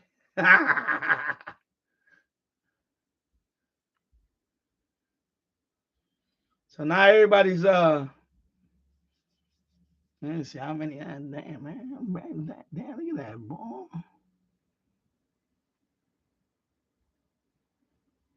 Antarctica. Yeah, I got him. Tell me the antenna, man. That end fade.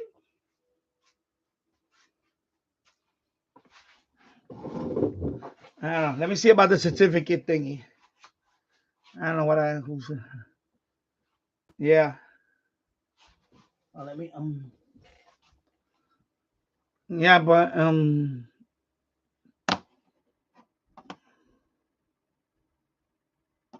get that confirmed. We'll wait and see if I can get that confirmed. Yeah. So made it down to Antarctica. So Shortwave Archive asked me what's the farthest. There you go. Antarctica. That's the farthest I made it to. All the way to the south into Antarctica. So now I need it to get confirmed. All right, I'm gonna do some voice. All right, done with that. Okay. Oh no, Guatemala. No. I need Guatemala, bro. Guatemala's right there, bro. Guatemala, baby. All right, I need Guatemala. Let's go. Guatemala. Guatemalteca. Guatemalteca. Here goes let me see how many people. One already calling Guatemala. Let me see. No, not that many. Okay. So let's see. Let's see. I'm gonna wait on Guatemala. I'm trying to round up the North America thing. That one I still need a few. I think I need I still have a few Central American countries. North America, I need that one. Guatemala. I need Nicaragua. I don't have Nicaragua. I don't have Guatemala. I don't have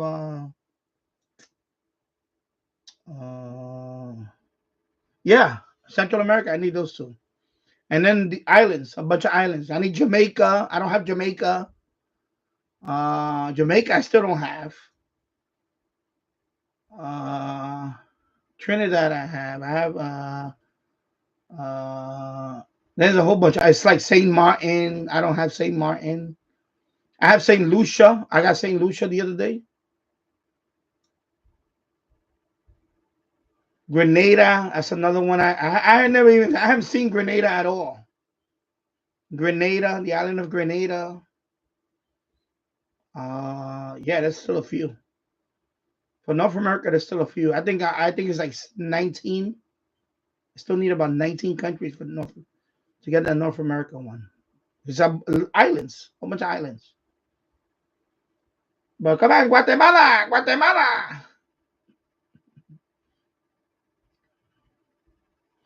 But I think some of them are going to be voice because I noticed that too.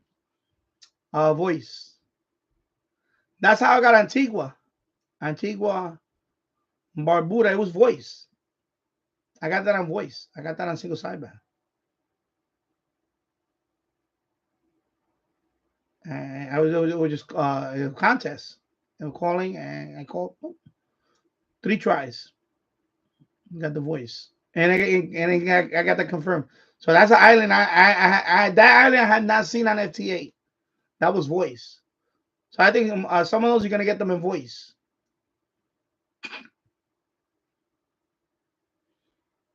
So yeah, I know. No more excuses.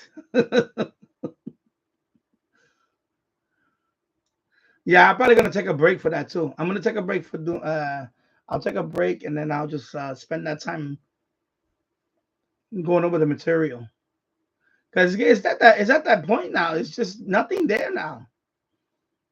You know, occasionally that Guatemala thing popped up and that's it. And it's like, okay, there's nothing there. I mean, I'm looking at it now. There's nothing there. Only one grid square I can see down there. That's it.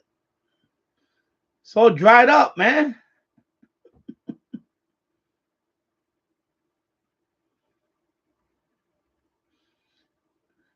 At this point, I could be at 150 something countries, and by the time I get my general, it's possible. I'm at 133.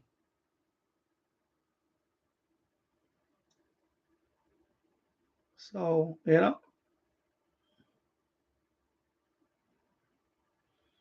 Guatemala's gone. Yeah, it's gone. Let me okay, it's gone. Yeah, because I'm waiting and then I got Malawi confirmed.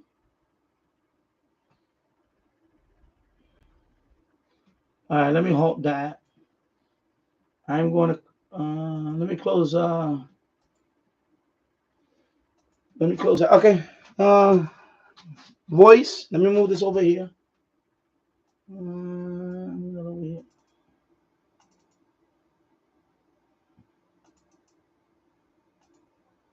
Okay. What happened? Okay, here we go. Let me close that. Okay. Back to voice.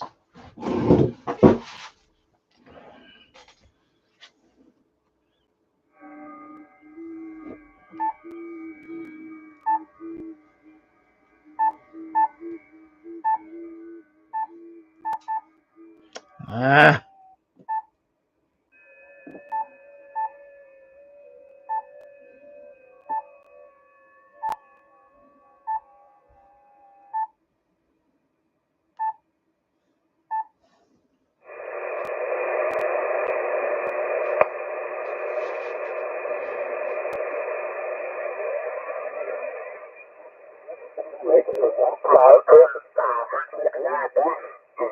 De Europa, sobre todo en 15 adelante.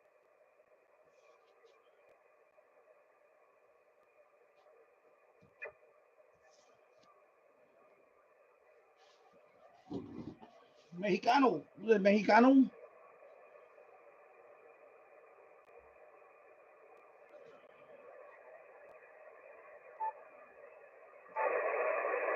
Sí, Sugar no estuvo aquí temprano en 10 metros y ahora está en 12.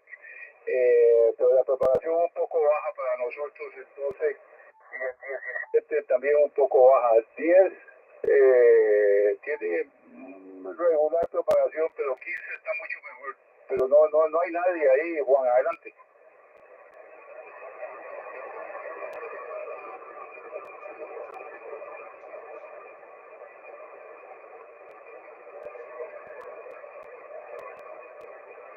Igualmente, Juan, hasta la próxima, hasta siempre.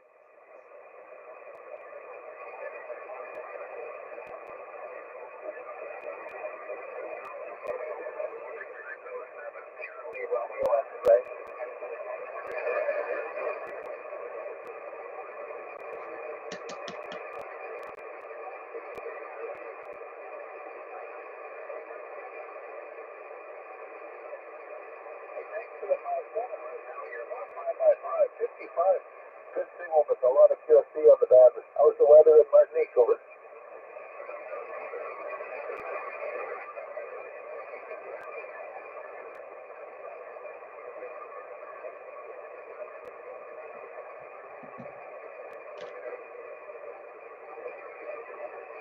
What a call. Let me put my alarm.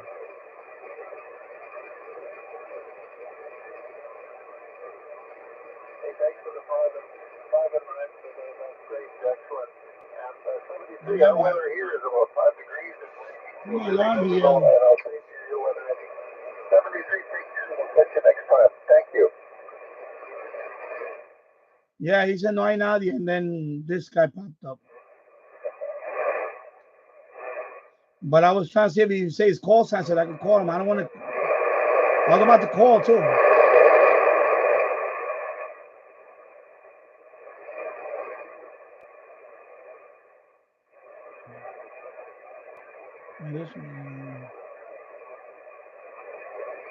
Let me go over here. I see some.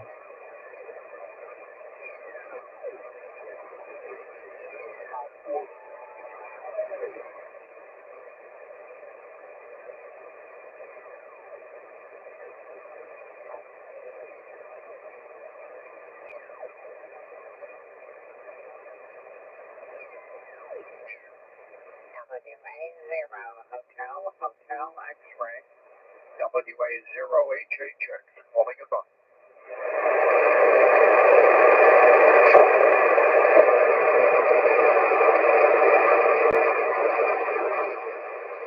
QRZ again, WA0HHX.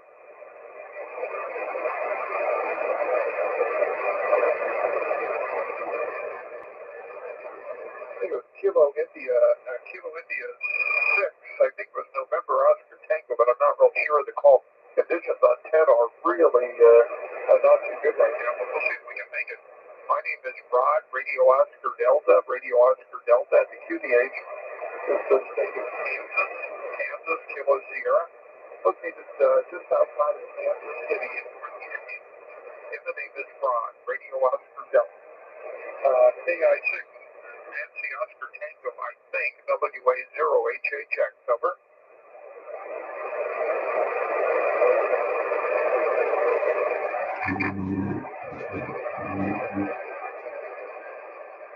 Okay, Kilo Yankee 6, November Oscar Tango. Okay, Paul, very good. Very good. Well, I didn't really look at the S meter, but you're Q5 on that one, so apparently bands are a little unstable. It's actually quite good to Europe a little bit earlier, or well, really the last 2 or 3 hours, but it's really faded off. You're the first station out to the west of me that I've heard on that, so it's definitely shifting. Look on a small ranch just outside of Kansas City. It's cloudy here. We've had a little short of a half an inch of rain here last night and this morning, but it looks like the rain is past us. Temperature right now is 50, it's like 51 degrees, so fairly cool out there. Back to you, KY6, NOTWA0HH.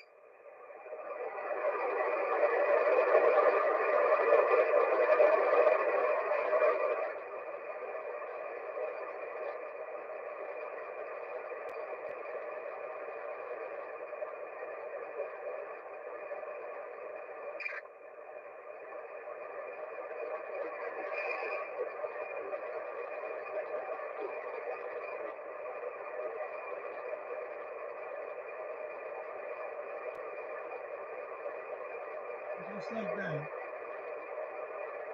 Hey, Paul, with your copy of me, you faded into the noise. And my antenna is not pointed at you anyway, but I think the band just dropped down, WA0HHX. Kilo Delta 2, Zulu Zulu Echo. Stand by.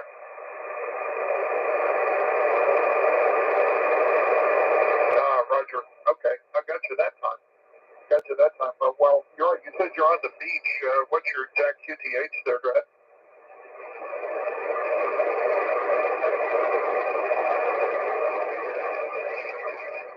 And where is that exactly? Go ahead.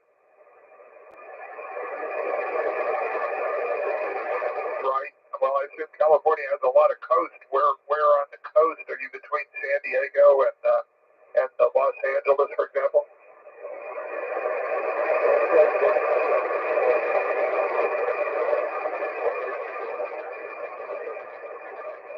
Yeah, Roger. I spent a lot of time in California, and our daughter lived in San Diego for quite some time, so very familiar with the area over the years. So very nice and okay on being out there camping. So yeah, you're doing all right. A lot of QSD on the signal. Sometimes you're about a 5, 6. Sometimes you're not moving the S meter, but you're Q5. Very good.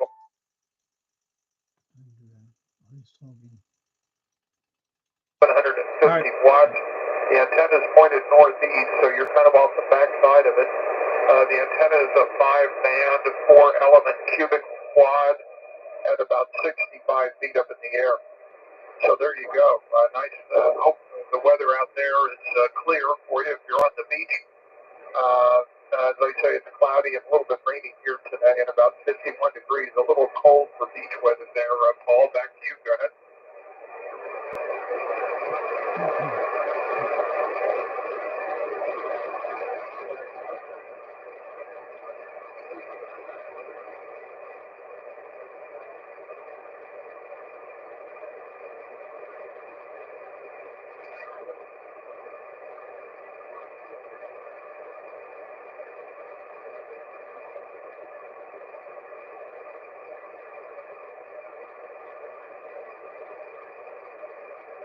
Roger, very good. Okay, well, congratulations. You're certainly getting the signal out to Kansas City, that's for sure. Well, I won't hold it. I'm just poking around the band before I shut the radios off and go do something more productive, if that's possible. But it was nice to visit with you this morning. I hope you have a great holiday on the beach there. That's what you're doing, I assume. Always enjoy being on the beach. Although I don't know that I've been on a beach in in California. I probably have, but I've been on beaches all over the place. But I don't think California is one of them, other than maybe just to. Well, I don't know. We've been all along the Coast Highway. Been down to the Pinay, and I don't know, just pretty much everywhere along the California coast there, from the top to the bottom. It's always gorgeous. But we really enjoyed San Diego when our daughter lived out there for so many years.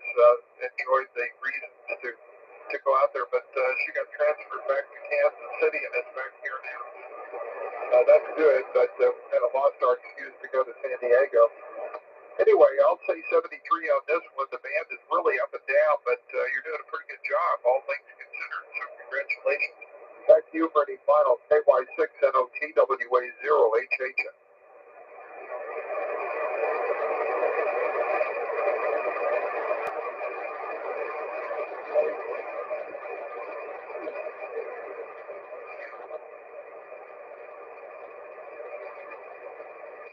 WA0, Hotel X-ray.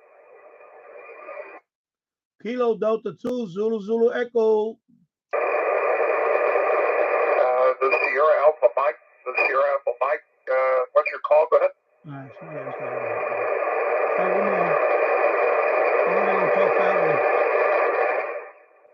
forever. My radius, I have to go. Be back later. It's still on. All right, take care of my radius. James Farley, Danny around 640. The ISS is coming almost directly over our area. SSTV on 145. You know, I'm gonna look into that. You know what? Let me write that down. Actually. Delta, Radio Ontario, Denmark. And Let me I'm write that located down. Just outside Kansas City in northeast Kansas. Live in a small ranch outside of town. Heard me telling the other station it's cloudy, 51 degrees, a little rainy. We've had about a half an inch of rain, which is good. We need the rain here.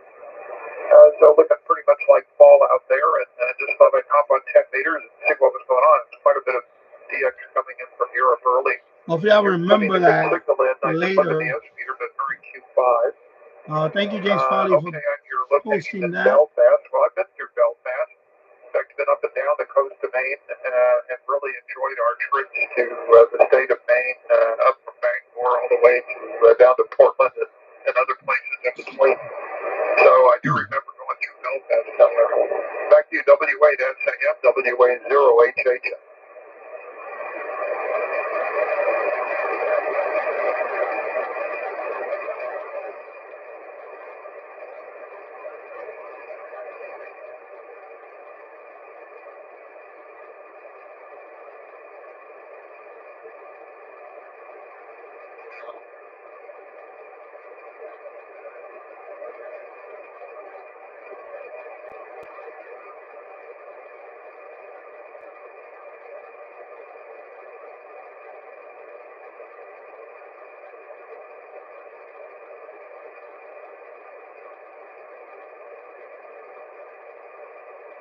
Yeah, Roger. Well, it is that time of year. I think when we were in Maine, it was in September a few years ago. So we wanted to get there ahead of the people that just wanted to look at the tree color, because we've seen plenty of tree color here, although probably not quite as spectacular as New England, but pretty close in spots anyway. But yeah, that's a beautiful area. We really did have a good time in Maine. Now, we had friends at Harpswell, Maine, on the coast there. So, but basically did a lot of exploration.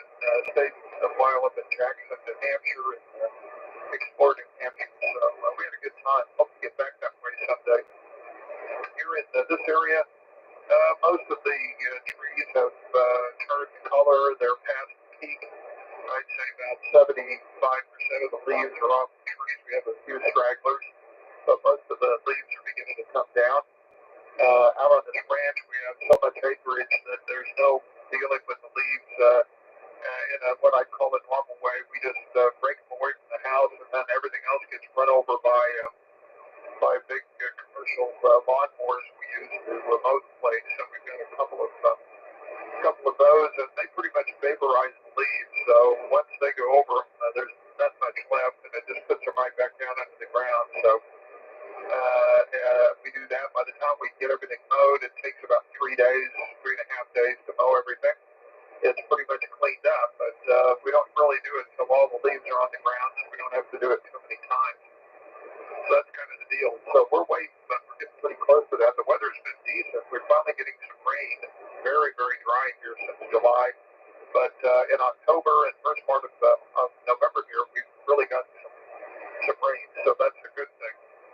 We haven't had a frost yet, at least not around here. So we're still waiting for that. So our summer plans. So for those that say there's no right chewing on 10 meters, you're wrong.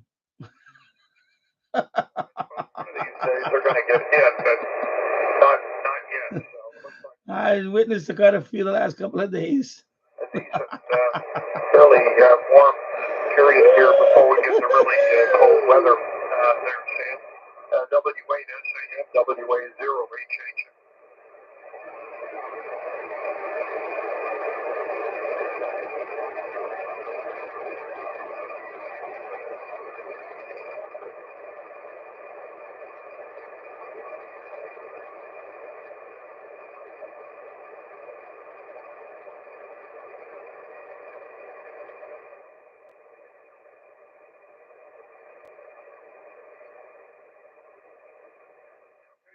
Very good. Yep, been doing this since 1963, and never a bad day on the radio.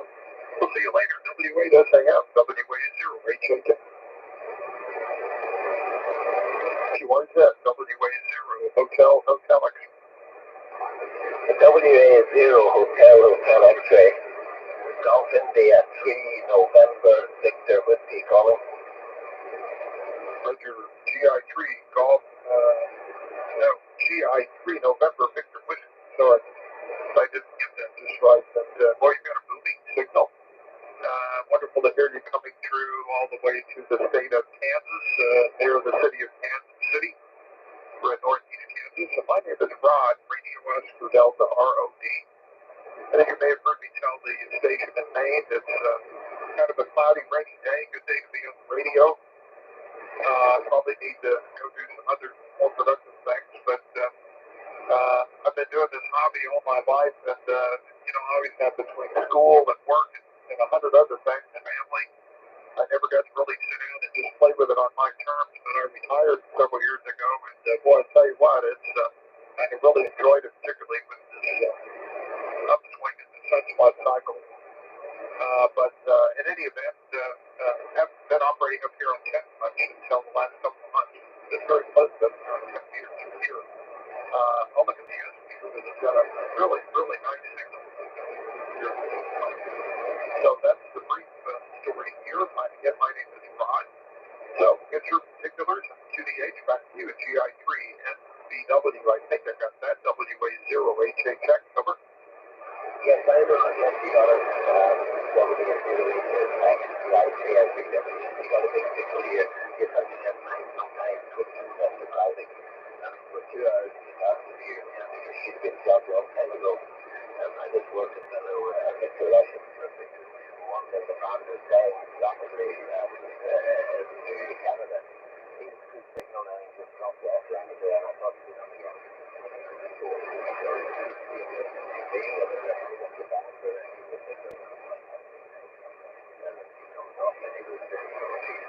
Say hello. So here we are. But I heard you talking about the leaves. Yeah, well, I think we've got most of our leaves blown off.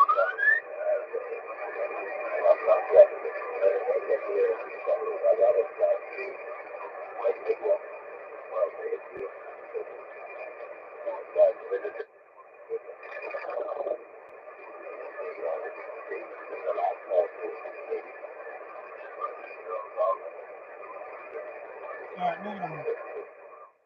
Yeah, moving on. See, for those of you that say, "Why you ain't doing a single sideband?" I am doing single sideband, but I have a certain level of patience, and that's it for me. That's it. This is why I don't do a lot of single sideband. You see what I'm saying? This is why. So moving on. This is why I enjoy FT8, people. So I don't want to hear no more comments about that stuff. Well, you didn't do that much. Well, you didn't do single side, man. Well, there you go. This is why. It's like watching paint dry. Guys talking about fertilizer and all this stuff. Come on, anybody out there? You know, oh my God. I mean, you're not the best right now, but you know. And this is why I mean, you do nothing to side, man. And this is why.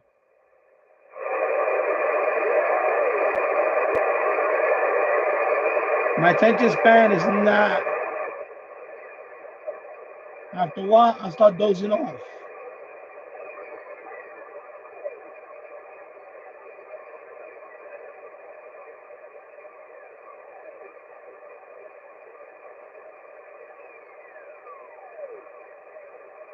So smash that like button. Thank you.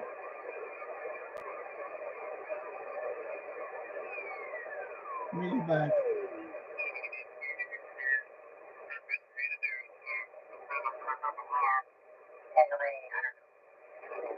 I don't know if this is up here, but mostly for fall color.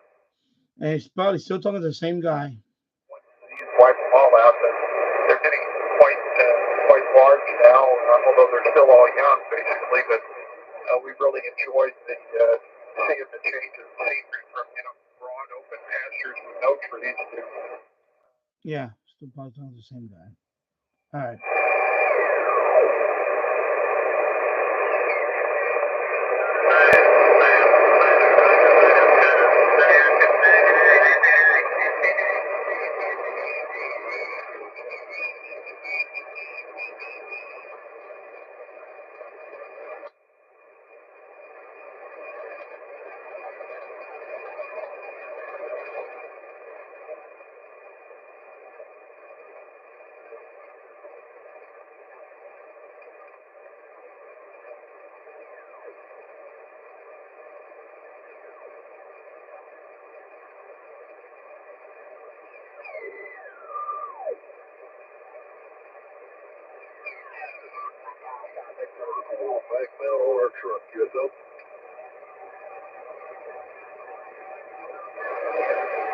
You know, we did one back in 16 when they had that going, and it's been a long time since we've actually done any parks on the air. We've had it in our heads. The new one, we're actually part of North America 092, where we're sitting.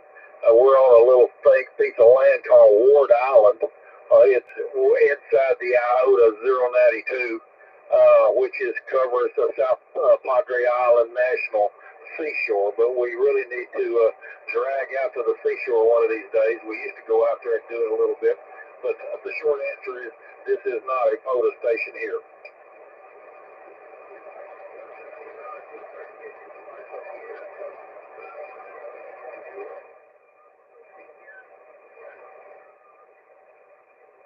All right.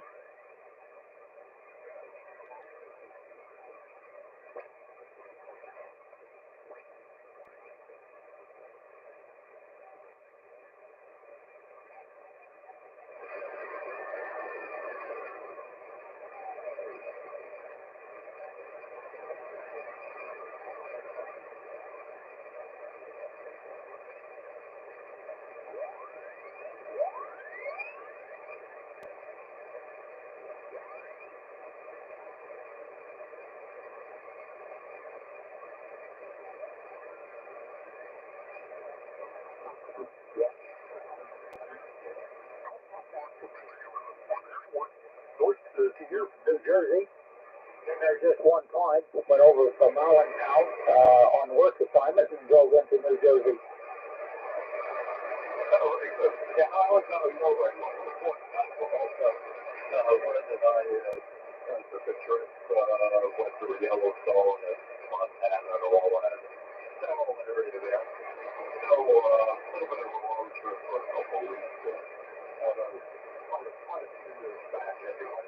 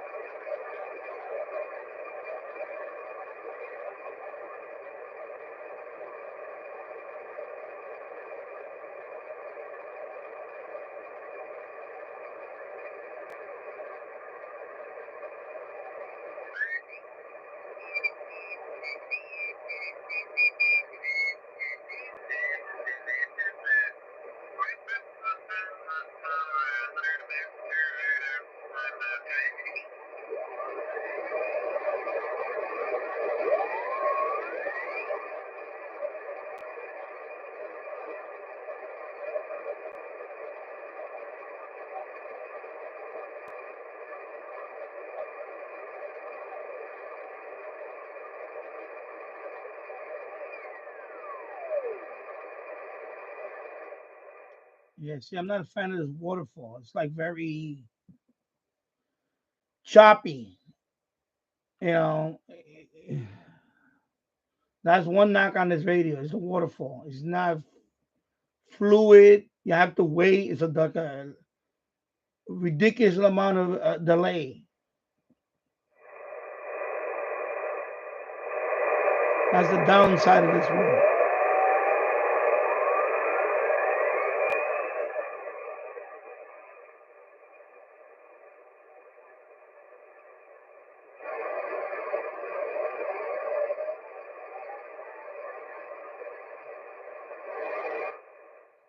So when you're trying to rely on the waterfall to find a signal, this radio is not the best.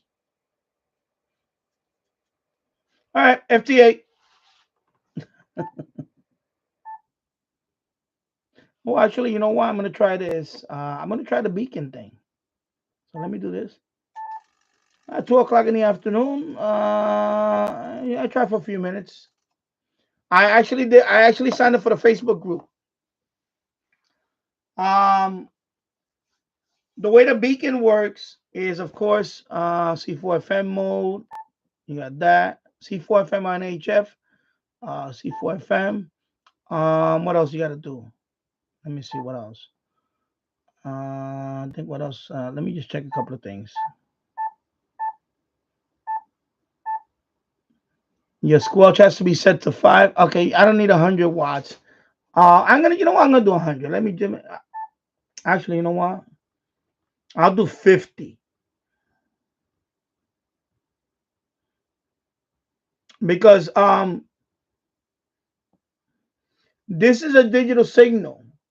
Either you get it or you don't get it. You can go as low as 5 watts. I seen there's a Facebook group dedicated to this.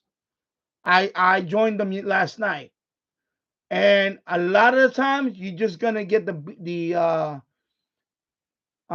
call it beaconing, by the way. That's what it's called, beaconing. You will get the you'll see the call sign. It doesn't happen often unless propagation is really, really good. Now you can actually talk to them.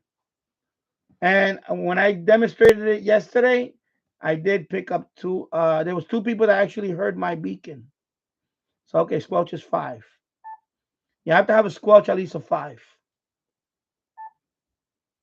and that's it. And you see this GM button? You press that, and that's it. Now it's sending out. Is a C4 FM. I'll know. You could. There's people that run this pretty much all day. I am not doing that, but you can do that. And then when they come back, they usually see quite a few call signs here that received it. And if they're still active at that moment, all you have to do is select it, and you can try to talk to them. And the way it works is sometimes you can have a QSO, but it's like burst. Like the audio is gonna come in, like digital is digital. But sometimes you'll get like some of the audio comes in, because I actually saw a couple of videos on it on the Facebook group. So this is the call-in frequency for 10 meters. On 6 meters is 51, I believe it's 51,500 that you can do this also on C4 FM. So right now it's sending out every 15 seconds. Let me check my phone for the time because I'm getting close to that time where I gotta go pick up my son from school. Oh, it's 1:30. Okay, so I still got an hour and then I got an hour and 15 or so. Okay. Let me let it run for a few minutes just to see if anybody can hear that or pick that up. Excuse me. And if anybody shows up here, maybe I can try to talk to them. But my understanding now that I went to the Facebook group, I seen all those posts. There's quite a few posts. From my understanding, is that when you do this, they call this beaconing. When you do this, best case scenario is they just see your beacon. It'll be listed here. I've seen people where they have almost 2 pages of call signs, and this knob here scrolls through all of them. Yesterday I got one from Minnesota, and then the other person briefly popped in and left, and that was from British Columbia, Canada. And apparently, when you go to the Facebook group, you see those. I seen that call sign there quite a few times in the pictures. So there are some that do this regularly, and people what they do is they take pictures of it, and they post it on the Facebook group. So, and they call this beaconing. That is the proper term for this, beaconing on C4 beaconing C4 FM on HF. Of course, the other thing is you cannot go, but there are some people they post that they can go lower than 10 meters. You're not supposed to. Like somebody posted on 7. Somebody posted on, excuse me, on 40 meters that they were doing this, and you can't because the signal on this is wide. It's like a narrow FM signal, and you know anyway what he was doing was illegal. You can't do that. So only on 10, on 6, and of course you got VHF, UHF, but on HF only on 10 and 6 you can do this. There's the beaconing. So people that posted in that group, somebody posted a video that they did a voice contact. It was on 20. They did a voice contact on 20. It was a video. Of course, people were commenting that I mean, as impressive as it is, doing a digital call on 20, it was not legal to do that. And I believe it when I was reading more about it, there is some talk about that, about making it because it's FM. You can remember it's C4 FM, but this is FM. Basically, using FM. So it's pretty interesting, though. And yeah, I'm gonna wait a couple of minutes. I'm not, but there's people that do this and they leave it on.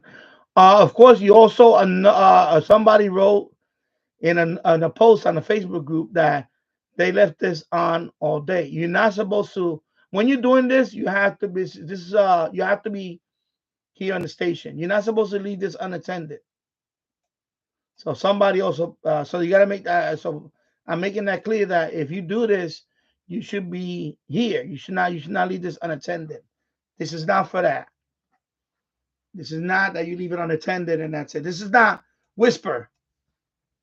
Like Whisper.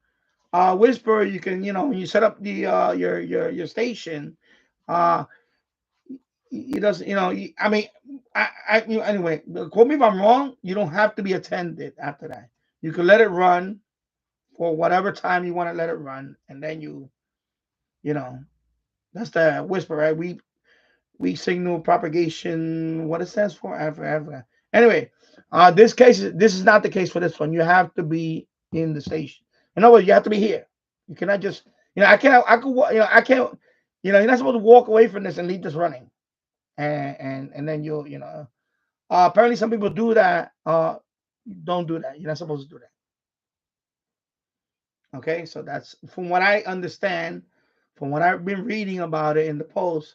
And by the way, this frequency is not an official frequency to do this.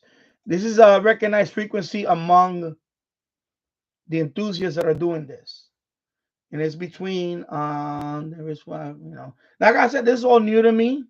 So, I'm not an expert on this. So just pointing this out. But there is a Facebook group dedicated to this. Okay. So right now, of course, also on the Facebook, oh, so I got somebody right there. Somebody's there, but no call sign. There you go. So no call sign. It's just blank. Now that can happen because maybe the guy has the radio. He did not set up the call sign. So I got somebody that picked up the beacon. There you go. That's one. Let me see if I can put it like that, where maybe he can focus a little more. Let me maybe this background is too bright and maybe there's too much brightness in the back. Let me lower that window to focus. No, I actually made it brighter. Let me turn on this light. Maybe that'll. Let me see if I can help with the focus.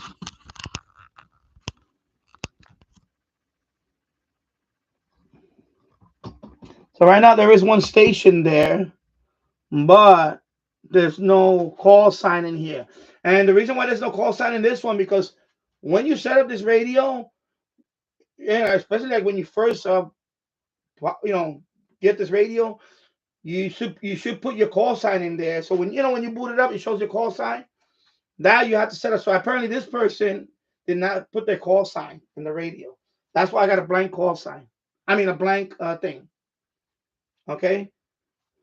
And also, when you do this, also, when you set up this rig or a C4 FM radio, like another Yaesu radio, whatever, you not only have to put the call sign so it can show up here, you have to put the longitude and latitude, or latitude and longitude, excuse me, or you have a GPS antenna hooked up to this.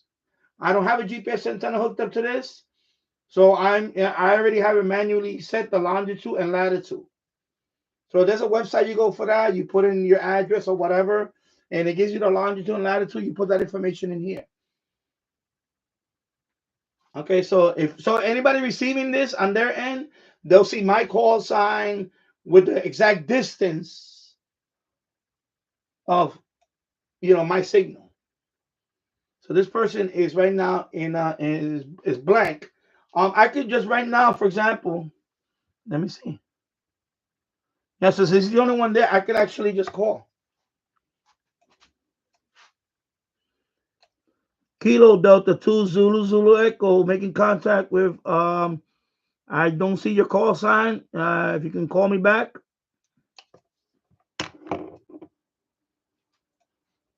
And that person can call me. He can call me right now. Because now if you got a call sign, I would have called the call sign. This one has no call sign. So definitely somebody picked up my beacon. Pretty interesting, right? Oh, another thing I didn't do. Here you go. Another mistake. Right now it's not on digital narrow. It's on voice. Okay, so I need to change that. So let me go back. Okay, that's another thing I need to do. Okay, now I can do that. Yeah, see, that's another thing. I'm supposed to have it on digital narrow. I had it on voice wide. So there you go. So I lost that one. Anyway, so maybe that's the reason why I couldn't see the call sign. So maybe that one comes back. I'll see the call sign now. So that was a mistake on my part. I just noticed that.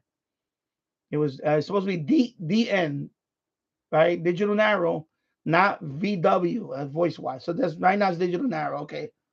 So we'll try a few more minutes and see if somebody comes back now. And this time they should have the call sign. Maybe that's why I couldn't see the call sign. Maybe that's why it was blank. But at least I got received somewhere.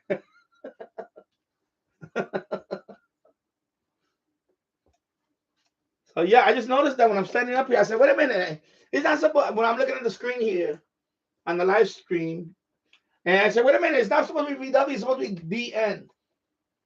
So again, this is another thing you have to do. So, you know, this I need to have a checklist in front of me when I try this again. That way I can go through all the you know.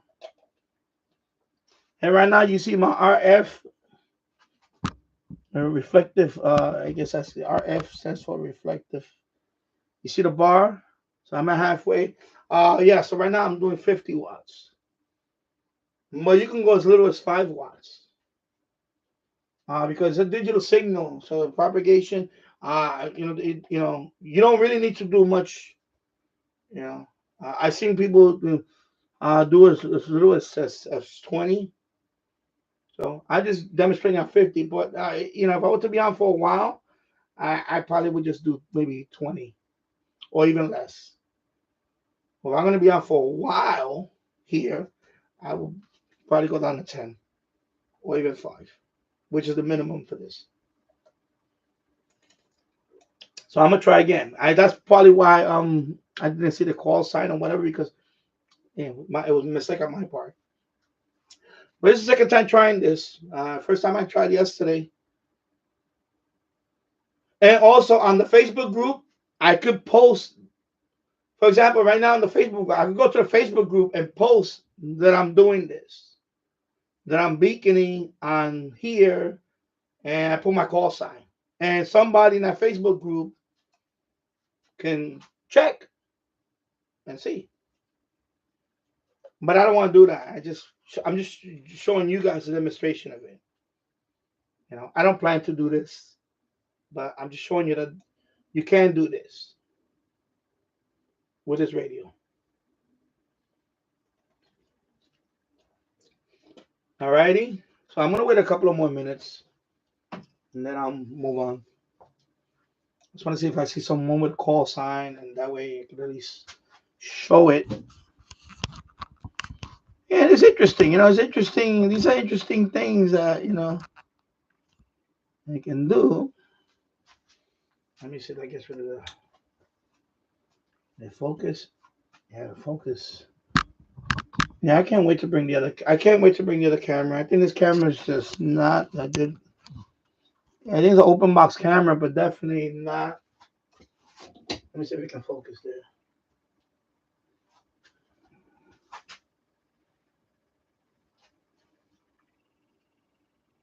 Can focus there. Yeah, it's really bad. Wow. Not a good focus at all. Maybe if I put it offset like that. Okay, it's a little better now that I pointed away from the screen. I think the screen actually. So right now this one says TX00 RX00. That's what it says there. Trying to see if we can get it more. Maybe if I try this way. Yeah, it's just this. Ideally, I want the webcam to be right here, but I can't because it's on a table, and I can't pull this over here because my coax is. I don't have a lot of slack on the coax. If I would have more slack on the coax, I would have burned the screen all the way up here, but I can't do that. It's pretty. And that's another reason why we need to rearrange everything. I want to bring the coax to the other side of the room. I want to hook it up to a switch this time. So I'm kind of stretching out this coax. So, yeah. So this is what they call this beaconing. Yeah. All right, so I'm gonna be done with this. I'm gonna move on back to FT8. Okay, I'm done here. Back, done with this. All right, done with that. Over that. Let me see what else.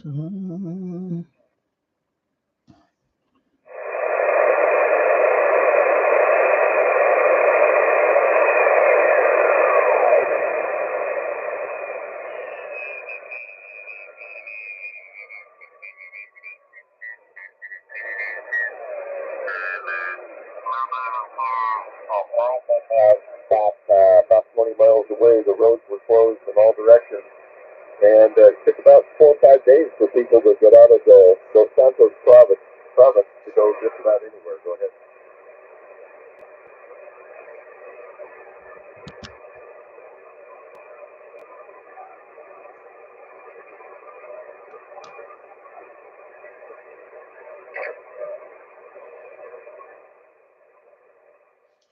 You know what? Let's do some shortwave listening. Let me tune the bands. Actually, you know what? I'm gonna do that. I'm gonna tune the bands, see what I can listen to. I'm going to tune the bands. A little pueblo not far from me called Tennessee, and the guys had their Pangas running 40-horse Yamaha outboards on their Pangas up and down the main. Tune the band.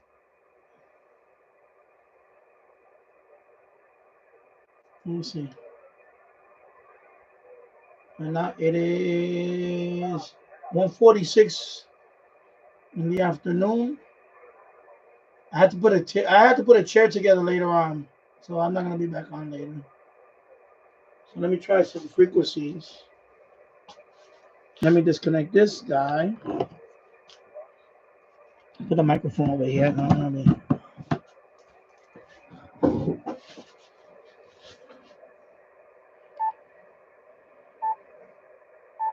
Well,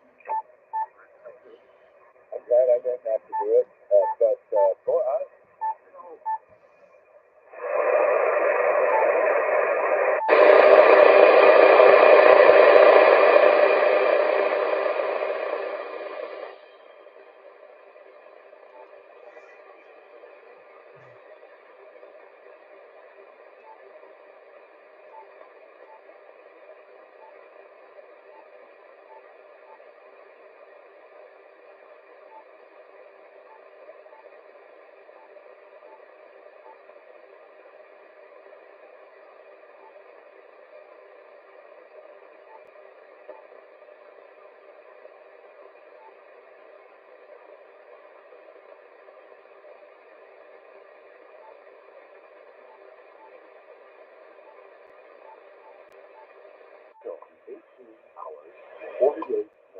There you go, WWV on 25 megahertz.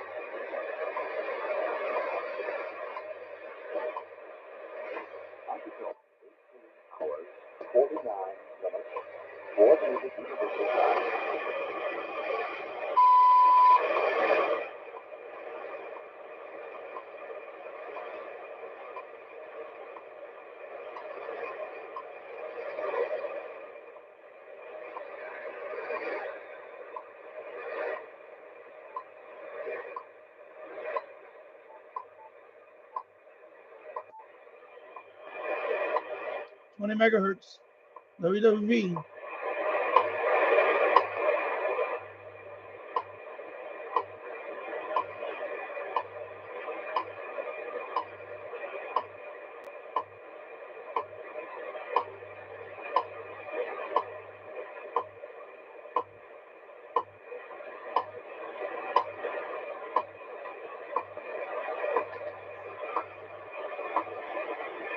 Altico,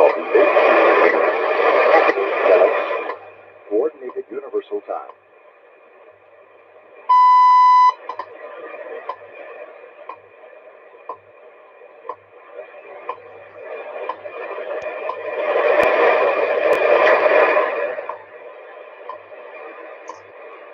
Wrong button.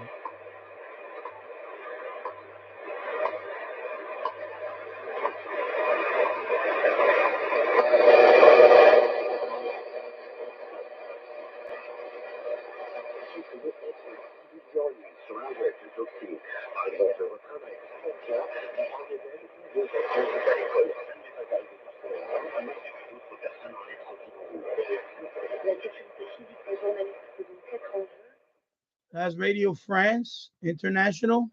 Les femmes sont particulièrement touchées dans une récente enquête mondiale de l'UNESCO et du Centre international des journalistes. 73% d'entre elles déclaraient avoir subi des violences en eux dans le cadre de leur travail. Madeleine Gunga est journaliste camerounaise spécialisée dans les enquêtes environnementales. Bonjour à tous qui sont pour la suite de Philippe II.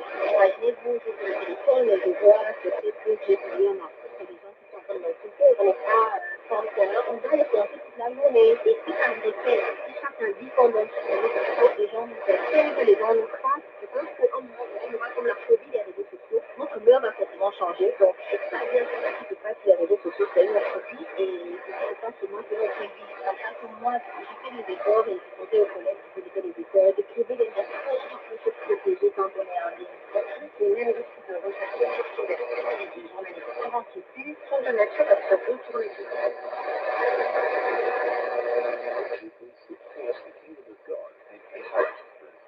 All these things will be given to us as well. We receive spiritual gifts by thinking. We receive temporary gifts like Solomon's riches and honors. We are to ask for gifts just to satisfy our own. WRMI. Our goal is to give God the glory and allow His Holy Spirit to empower us in extending God's kingdom here on earth. After Solomon worked on his great communication with God, he returned to Jerusalem and presented offerings before the ark of the Lord. Over his lifetime, Solomon spoke 1,000 proverbs, some of which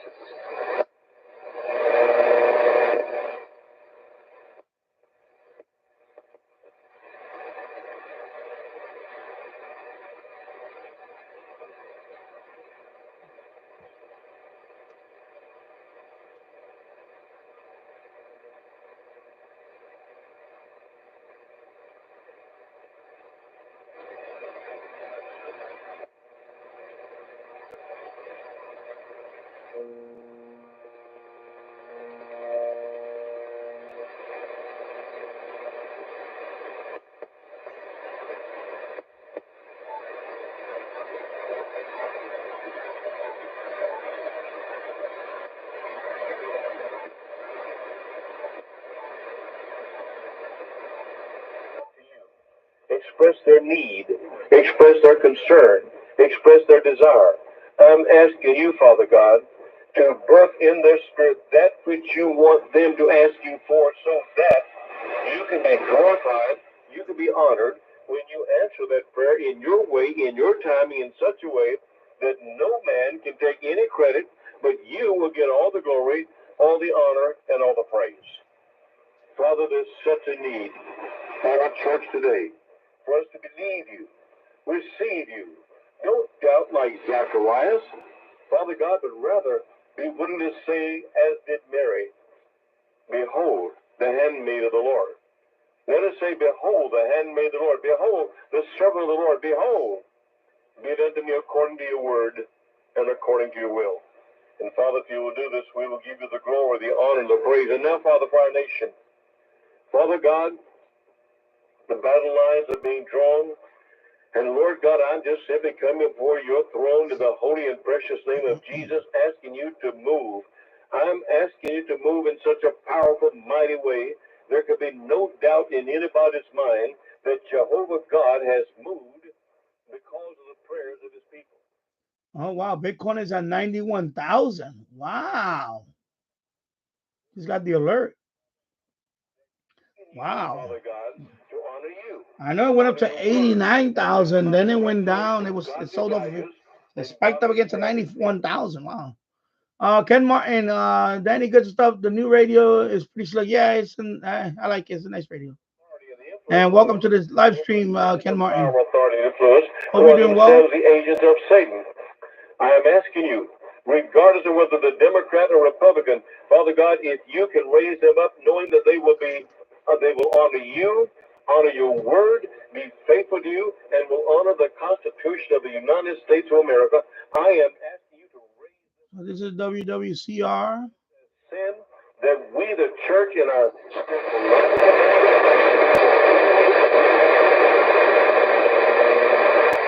et environ 19 à 23 millions de tonnes de déchets plastiques sont jetés dans nos océans chaque année. Nous devons réduire la quantité de déchets que nous déversons dans l'environnement. Le recyclage est une méthode simple mais efficace pour préserver les ressources et réduire votre empreinte carbone. Au lieu de tout jeter à la poubelle, triez vos déchets de plastique, de papier et de métal et placez-les dans les bacs de recyclage prévus à cet effet. Ce faisant, vous contribuez à réduire la pollution des décharges, à préserver les matières premières et à réduire la consommation d'énergie. Selon les dernières données de l'Agence américaine de protection de Wow, 93,000 Bitcoin. Wow. A second run up. Holy moly. Get hit 100,000. Bitcoin could get 100,000. Get hit 100,000 a coin. 93,186. Wow. Let me check my portfolio. Ooh, yeah. Ooh, yeah.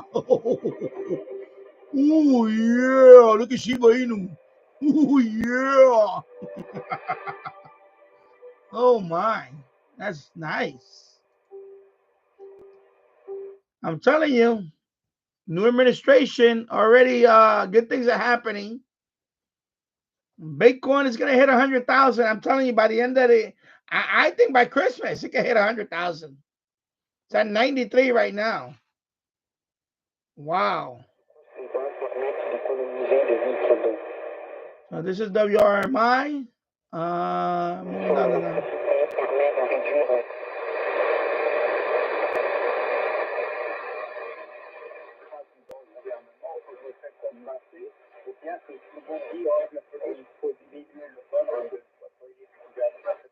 Yeah, Ken Martin, the end-fed antenna seems right. Yeah, it's a pretty good antenna. It's pretty quiet. Pretty good. I think the location where I put it at is just right. It's just, I had it there for now almost how long? Over 2 years now. Well, the wire's been up there for 2 years, but I had to change the balun. The original and the box got obliterated with the high wind. Then I replaced that one with a balun. I think it was on. Actually, what I did with the balun, the original wire's still there. And what I did is I added another wire to another pole I tried it for a while. That kind of worked a little bit. And then now it's just the original wire, which is about 82 feet of wire. And then I bought this balun. Let me go look. Let me search it. It's not a balun, it's an onion from Amazon. Let me find the so I can show people, because I'm gonna do a review on this one. I'm gonna make a review on this onion. So let me go to my orders. And let me search under my orders. I'm gonna put antenna. If I search my orders, so it's right here. So it's a 1. So it's a 64 to 1. So this is the one I have. This is the one that I bought. So let me go right here. So that's the one that I bought. See, I bought it in July. 64. That's the one that's outside right now. That's the one I have outside. That's the one that's you're hearing right now. $39.99 is a 64 to 1. Of course, we're 1 to 30. 100 watt. And I'm gonna say I'm very impressed with it. I'm very impressed with it. Definitely very impressed. I'm even thinking about getting a second one and try a different setup for that one. Maybe run the wire the other way, but I'm gonna have to do it on the down low. Maybe run it the other direction. Like this one is going like north to south. The wire is going that direction. Maybe I could throw another wire going east to west. Either another sloper, because this is a sloper. It's just a long wire going up to the tree. It's a sloper. They call it a sloper. And the other one, maybe I have to do a sloper, or I could do some kind of inverted L, something like that. I don't know. I have to figure that one out. How am I going to put the other wire? But yeah, that's definitely the. I'm going to say that this antenna is that. They call it a balun, but it's an unun. I'm going to say it's pretty good. $39.99 too. And it's well sealed. I like the plastic on it is sealed. It's like molded. So that's gonna last for a few years outside. That'll definitely last for quite a bit. I'm very happy with it. No, it's never too late. What you do is because with Bitcoin, some people predicting. Well, they're predicting right now that it's going to hit 100 by the end of the year. However, there's some people out there that predict that it might one day be $1 million. It might go to $1 million. I'm not there yet about the $1 million, but anything is possible. Only because if you're gonna get into something like this, what I always tell people, because right now it's at an all-time high, but we don't know ultimately in a few years what is going to be the all-time high. Because remember, when people bought, there's people that bought Bitcoin when it was $1, right? It was $1 or even less than $1. And some people bought Bitcoin when it was $1 and it went up to $10 and they sold it. And then now they're kicking themselves because that it's never too late to buy it. However, I would dollar cost average into it. I wouldn't put like everything on it right now. Only because I will go into it like put like if you have $1,000, I will put 100 on this price point, and if it dips, you put 100. You always put the same amount for a few. If you do it weekly or monthly, whatever, you put the same amount. That's called dollar cost averaging. So I would do that because right now, because 2 years ago, Bitcoin was at 19,000. It went down. The whole market went down.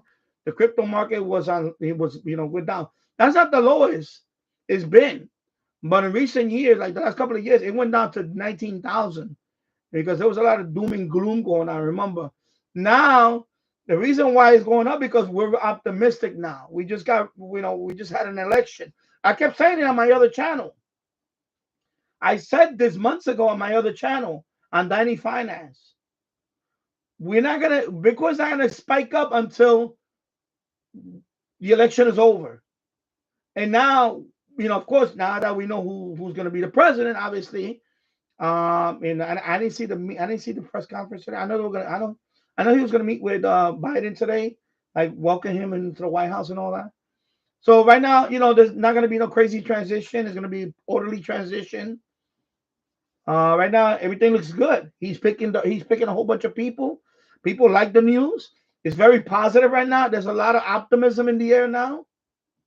So of course, this affects the price of Bitcoin and stocks.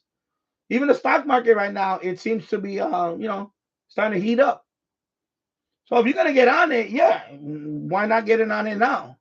But be cautious that when you get on it, don't put everything in it. Get some skin in the game, and then because it's gonna dip. It's not gonna set 93. It's gonna dip, and it might dip down a lot because when it's at this price, people are gonna sell and make profit. And I know I'm sure you understand what I'm talking about.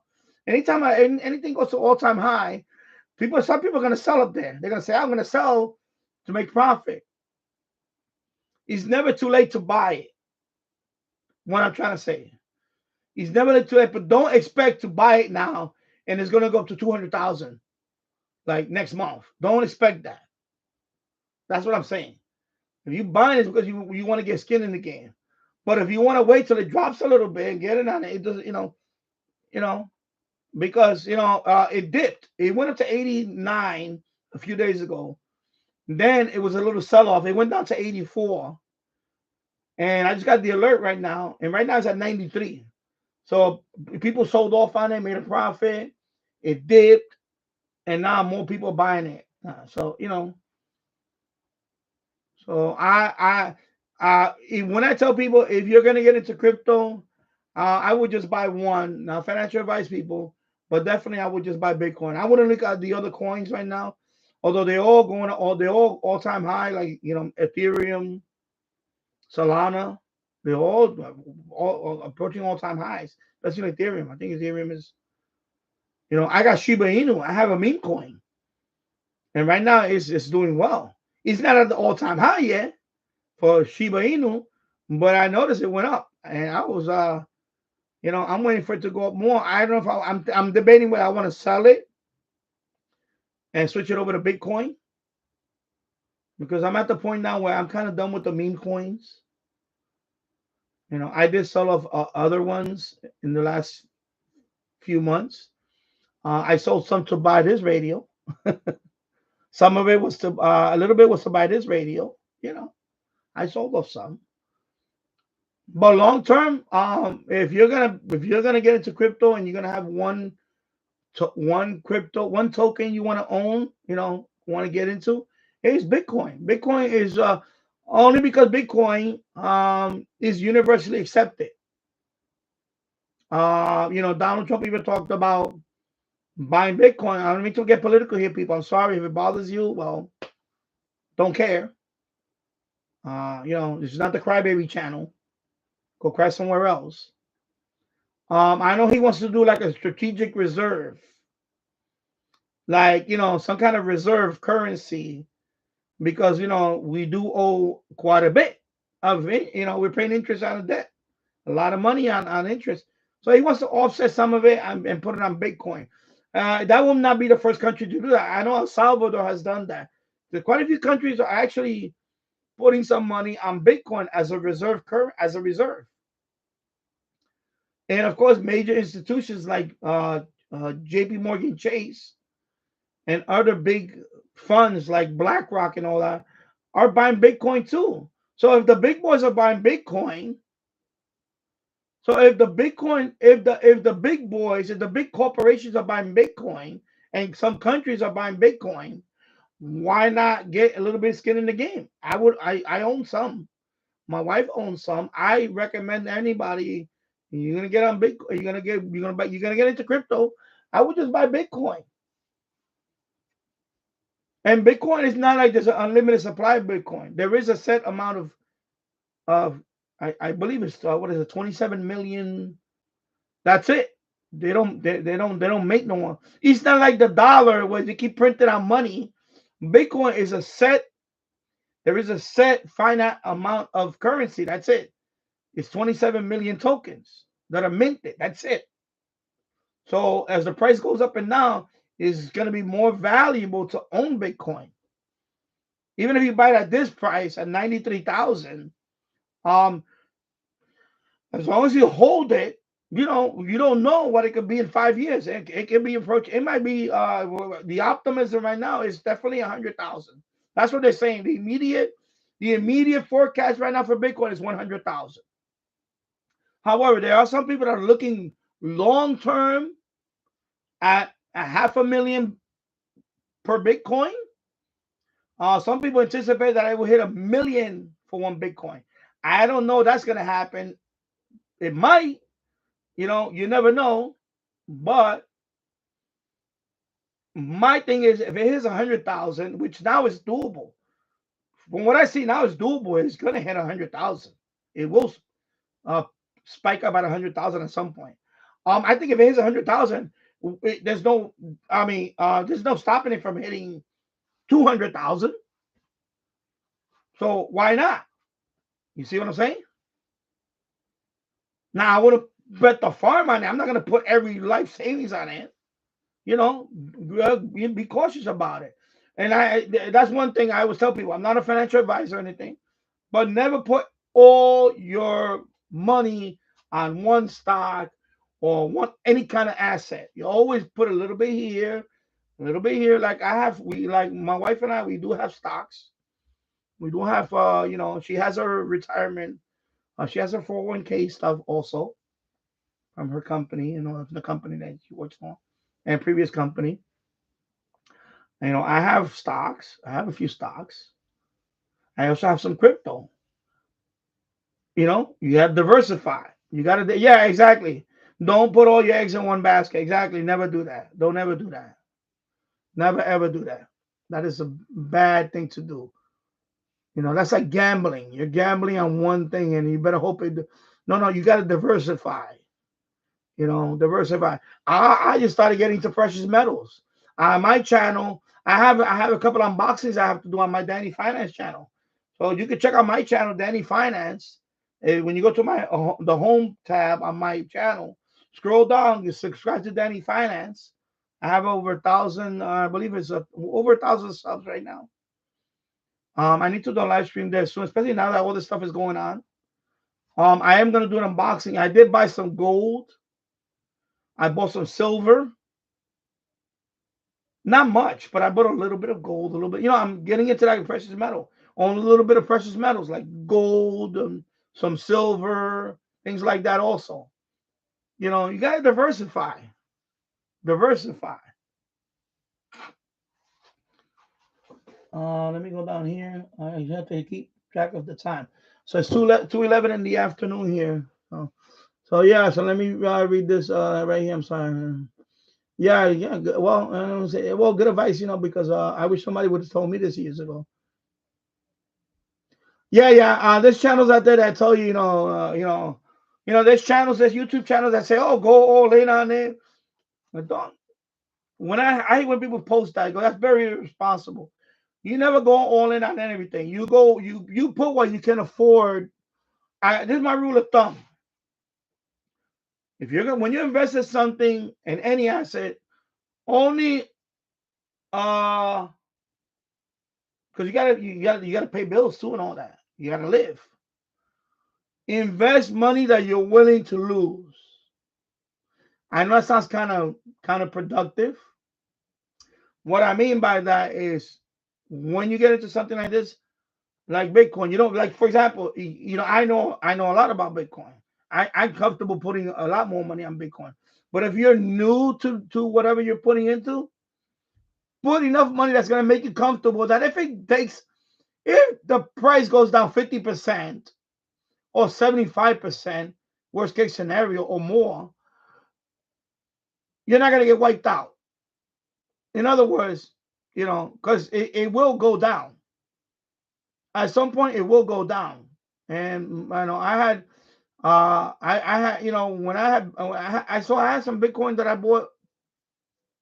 I bought some Bitcoin when it was at all-time high, and when it went down, it really, the price, my portfolio suffered.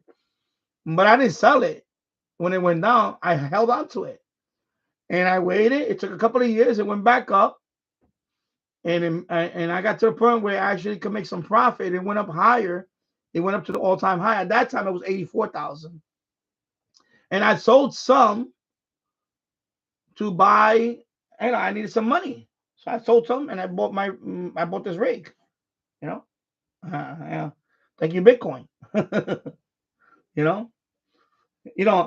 I would have kept it in there, that money would have made more money. Now looking back at it, but at that time, I'm gonna buy more Bitcoin in the future. I'm always gonna keep buying Bitcoin. So right now I needed some money, and I was kind of so I said, oh, this one went up this much, so let me take off, because I don't want to sell off my stocks. I said, let me sell off a little bit of this Bitcoin. It wasn't much. It was $1,500 worth, $1,500 or something. I forgot what it was. I said, let me sell off this one right now. Now, of course, if I wouldn't have sold off that $1,500 worth, that $1,500 would have been a lot more right now. We probably would have more than doubled right now. But it's okay because it's there. But I'm always gonna keep buying. I haven't bought some recently. I bought. The other day I was showing Tassel on my live stream that you can buy it on PayPal. I put $20 on PayPal. I say, here, I bought $20 worth of Bitcoin on PayPal just to show him that you can buy it anyway. You don't need to. That's another thing. You don't have to buy. You can't buy a whole amount. You buy a fractional amount. Put whatever amount you want to put on it. You could set it up like every paycheck. You could buy like $50 worth of Bitcoin. You could automate it like that. You could do things like that. The dollar cost average. Or every month you want to buy $100 worth of Bitcoin. Instead of going out to a restaurant or two, you take that money and just $100 a month. Just put it on Bitcoin. Don't even look at the price. Just keep putting it on Bitcoin. And I'm not telling you to do this. I'm just saying that that's something I would do. It's something that I do. Every so often I do still buy it. I have some, but I plan to buy a lot more in the future. Especially when I go back to work. When I go back to work, because right now I'm, like I said, I'm a stay-at-home dad. I'm here at home, But if I was, because right now for me it's a more different thing. I want to stay home with my son. But it's gonna get to a point where I'm gonna go back to work, and for a while, and I'm gonna be busy. You better believe I'm gonna be stockpiling some Bitcoin because I really believe it's gonna go a lot higher in the future. But we're talking about, I'm not looking to take, cash it in like next year. I'm talking about 5 years down the line. For me, my plan, 5 years, outside maybe 10-year road. But I have some other tokens. I have Shiba Inu. I have some other tokens that I own. That's the second biggest holding I have is a Shiba Inu. Now when I have 108 million tokens, but right now Shiba Inu is quite a few zeros underneath a penny. If Shiba Inu would have hit a penny, even if Shiba Inu would have hit a cent, I'll be a millionaire. That's how many tokens I have of the Shiba Inu. Yeah. So even if it hits 5 cents, forget it. I'm a multimillionaire. If it hits 50 cents, forget it. I'll buy you. I'll buy all you guys radios. And I've been holding that for 5 years now, and it's gone up. But I didn't get on it. I didn't get it. I wish I could have gotten in on it when it was a lot more zeros. But I got in on it when it was already when it made its initial run. But I'm holding on to it. It's been going up the last few days. But I'm gonna hold on to it. Hold on to it for another whatever, and then we'll see. But if it ever goes up like to a penny, which it could be doable, Dogecoin. If that didn't happen with Dogecoin, there are people that bought Dogecoin when it was way under a penny. When it was way under a penny, a lot of people bought Dogecoin, and when Dogecoin hit like 5 cents, a lot of people got rich. A lot of people, So I'm hoping that Shiba Inu, so one day that will happen with Shiba Inu. Even if it goes up, even if it goes to like a penny or two, 100 million tokens times 1 penny is $1 million. So if it goes up 5 cents, that's $5 million right there. But it has to break over the minus a penny mark. So right now it's 4 zeros under a penny. So, at one time it was like 8 zeros under a penny. So some people bought it when it was 8 zeros under a penny. I didn't buy it. I wish I could have bought at 8 zeros. If I would have bought at 8 zeros under a penny, I would have been rich right now. I would have been rich. When I mean rich, I'm talking about, a few million at least. A few million or something. That's but you don't put everything on it. I mean, the most I put into Shiba Inu right now, if I count all the different times I dropped in it, it was probably a couple of $1,000. But that was over time, not in one shot. I had a little 50, I threw 50 here, 100 there, and it added up. And at an all-time high, I was sitting around all-time high on Shiba Inu. I was sitting around, I think, 10K worth. Now it's not nowhere near that. It's going up, but it's not nowhere near the all-time high. But I'm holding that for long term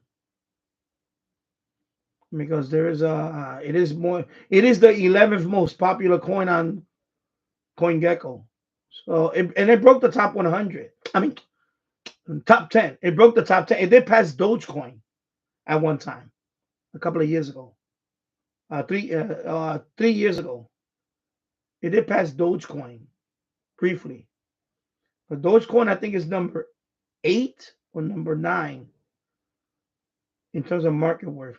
Shiba Inu is number 11. It's right there, number 11. So it's a top. It's a top coin. So I'm holding on to that one. And I have some Dogecoin. I don't have much of Dogecoin. But I tell people, you're gonna get into crypto, I would just get into Shiba Inu.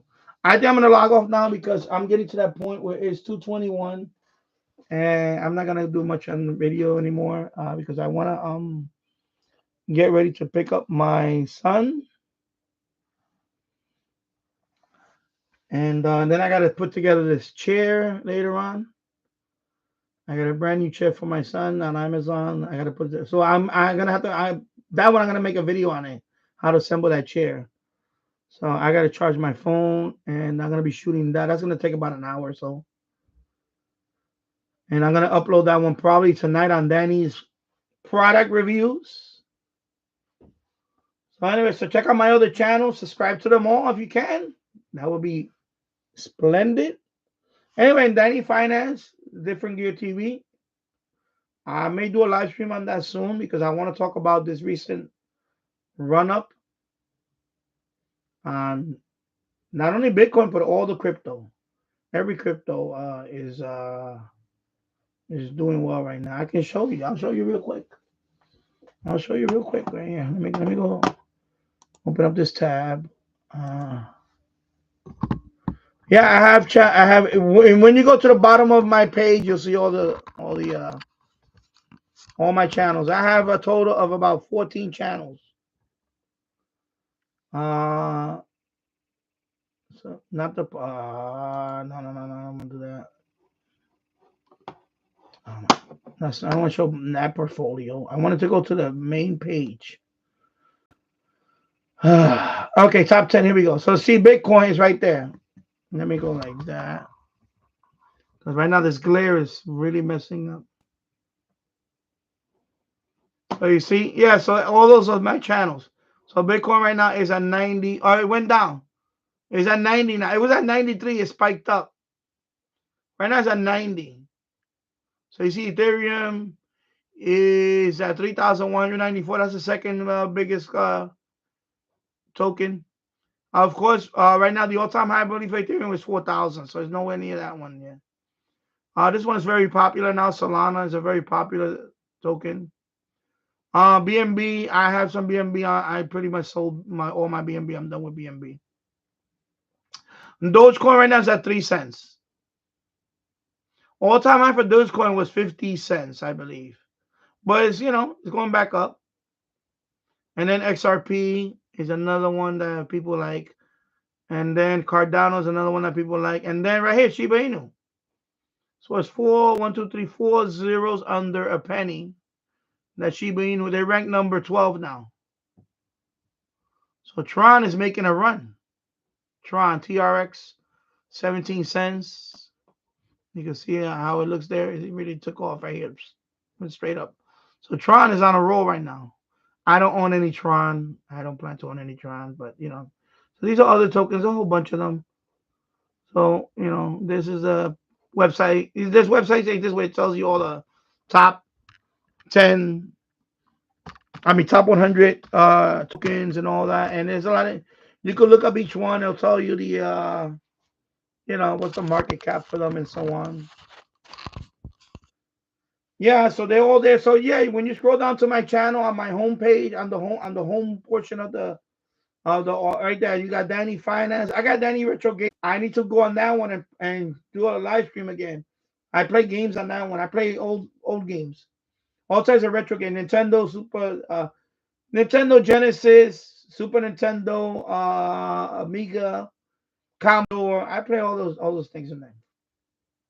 And then I have other ones. Like I'm gonna shoot a video for Danny product reviews today. I'm gonna assemble this office chair. I posted there. I also have DIY Danny. I do some DIY stuff there. Let me show my channel. Let me go to my channel. Let me close this. Let me close this. Let me just go to my channel. So if you go to my channel, let me put this thing up here. So you go to my channel. Okay, let's focus. Why is it not focusing? Why is it going on with this thing? Okay, let me go like that.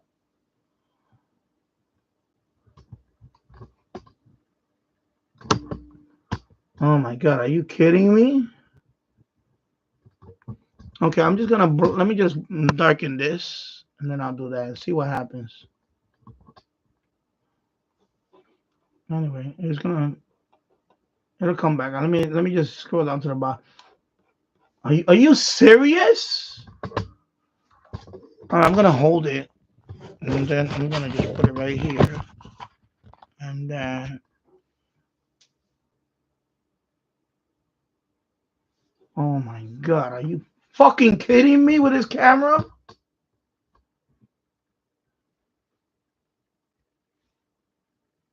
It was just trying to focus. Oh my God, I need to get a new I definitely need to get a new camera. I definitely need to. This is ridiculous. This is fucking ridiculous. There you go. Holy shit. Sorry, I need to take a sledgehammer and destroy this camera. So of course I'm doing a live stream. So when you go down here, it's down here. See, all my channels are here.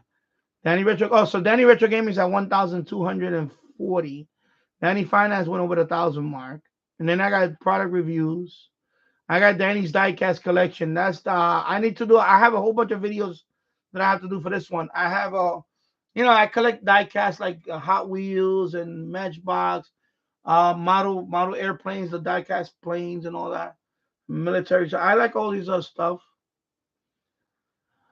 This one is more tech, but right now I haven't done much there lately. Dan Tech Geek. I have DIY Danny's vintage computers. I've been to look. I plan to do stuff there too. I have some stuff.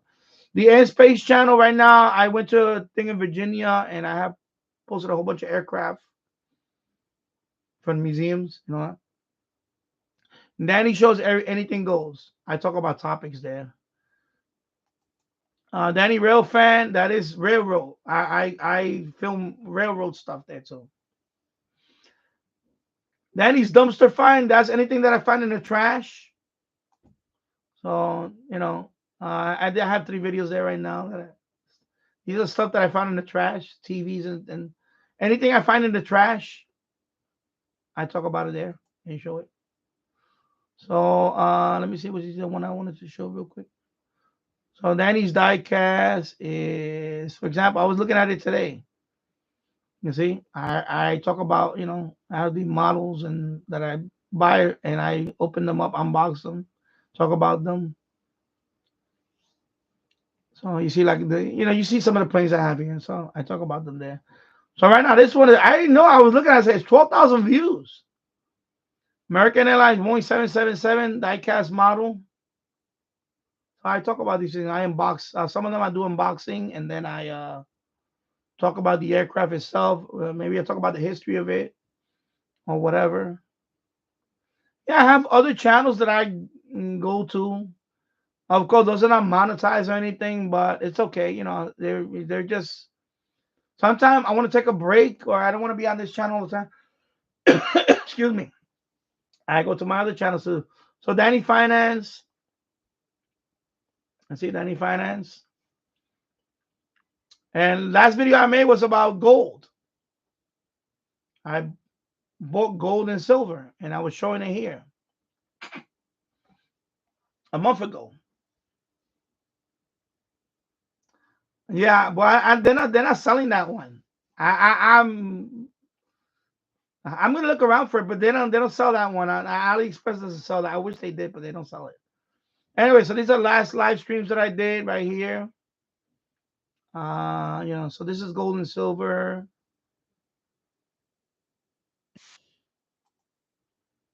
So as you can see,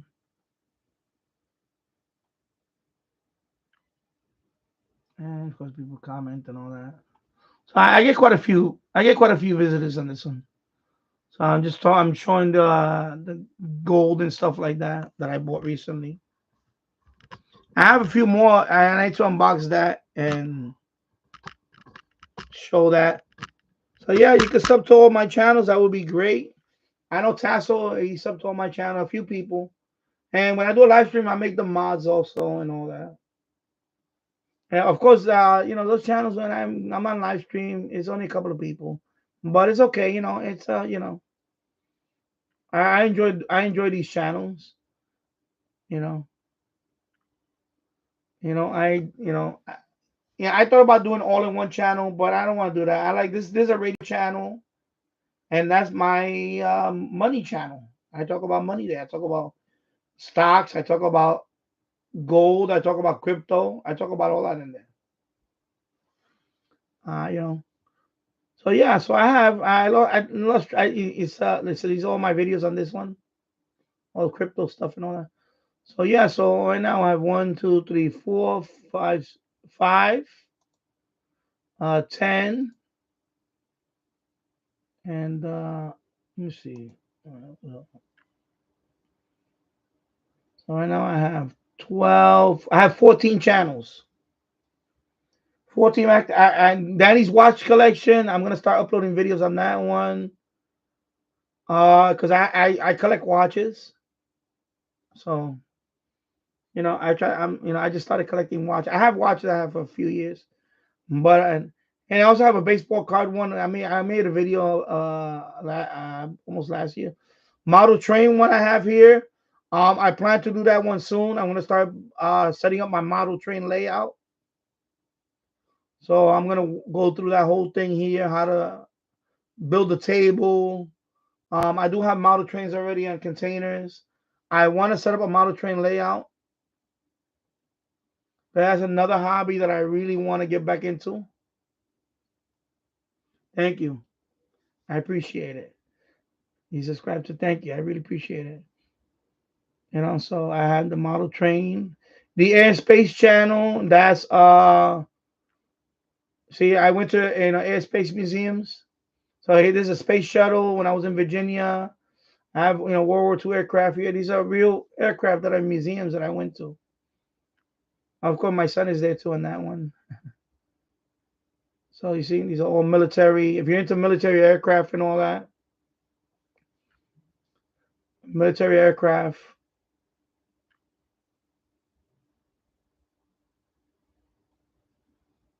Yeah. Different gear TV. I got a new watch 2 days ago, just a Casio, but it has world time. It don't matter. I have watches that are not expensive. I just like the look of it, and I'm not collecting. By the way, I'm not collecting Rolex. Although if anybody want to send me a Rolex, I'll be glad to pay for the shipping. But no, I'm collecting just whatever watch. I don't care. I have a couple of Casio watches. I have a Loris. What else I have? And I have a couple other ones that I bought. Actually, my wife bought for me as a present. I wore a few of them on the live streams, and people liked them. And I was like, yeah, I got this from you know. And then retro gaming. Let me put it like right here. See retro gaming. So retro gaming, you know, I have videos, but I also do live streams on it. Like let me see one of my live streams. My streams already. See, I have all these games that I played. Also live streams, you know, I have live streams on.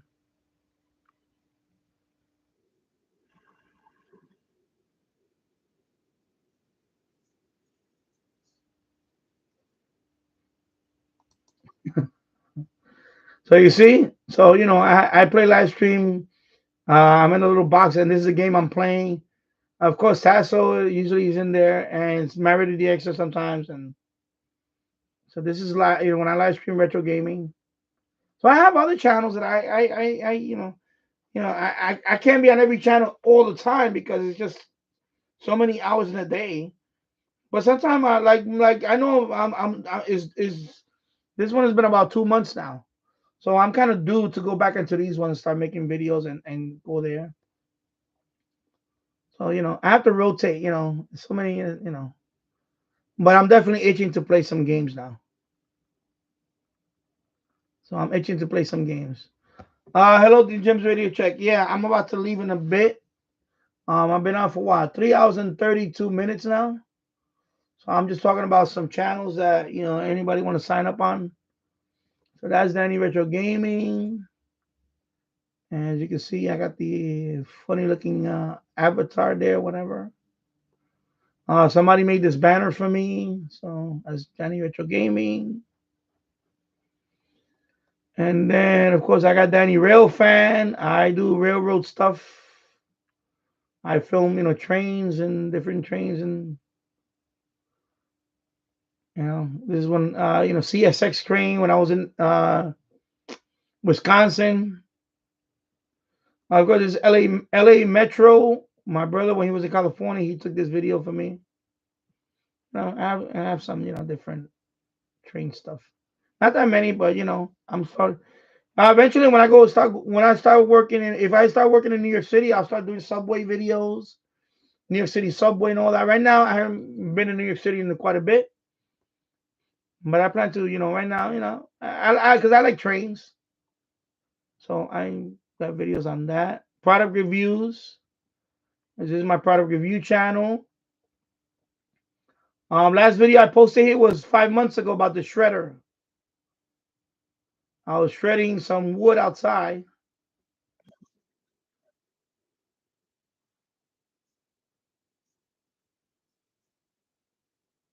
So that's my yard. You see it.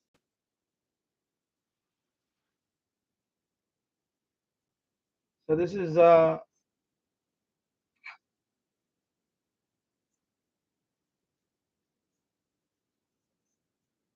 right here I'm reviewing the wood chipper, and I'm actually doing the demonstration on the wood chipper, electric wood chipper shredder, mulcher, you know. I do these videos too, you know. I not only doing radio, but I have other channels that I do other stuff. So I have a chair I had to put together like this type of office chair. So I'm gonna film that today. I'm gonna upload it. Hopefully by tonight I'll have that video for that. So you know I have stuff like the sump pump. This is a sump pump that I have in the boiler room. You know I have stuff like this that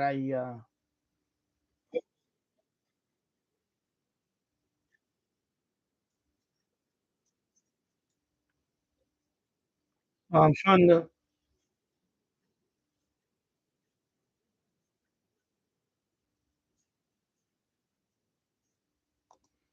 So this is the sump pump. This is the what you call it? The that's the one I have in the boiler room right now. I have this one. Well, right now it's dry. There's no more water in there. We haven't had much rain, but this thing gets full, and then it starts going the rest of the basement. So of course this sump pump is pretty good.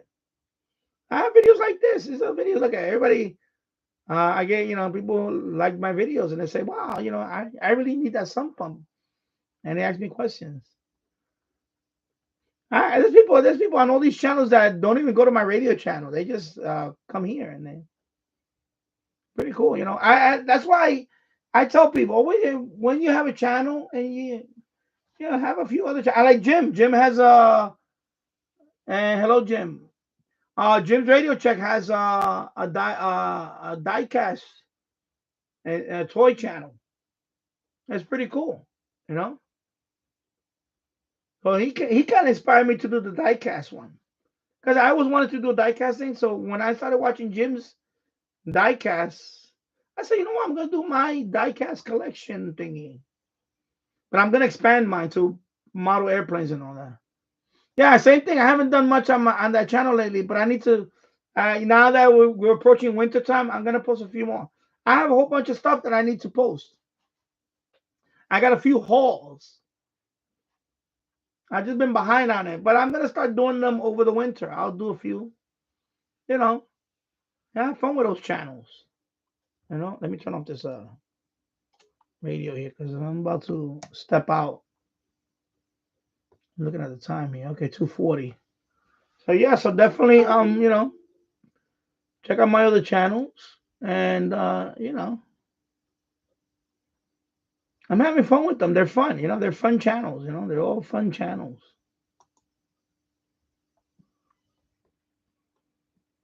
They're all fun channels. Just like I have fun with this channel. Although lately I've been doing live streaming because you know I need to make just standalone videos, but you know, it's like you can only review so many times and then you gotta take a little break from it. But I'm enjoying it, you know, and but definitely my other channel I need to post more and I will start doing some soon. All right, so I'm gonna head out of here. Thank you everybody for watching. It's 3 hours and 37 minutes. It's pretty good stream for today. I may be back on tomorrow. I don't know because you know anyway. I don't know if I'll be out.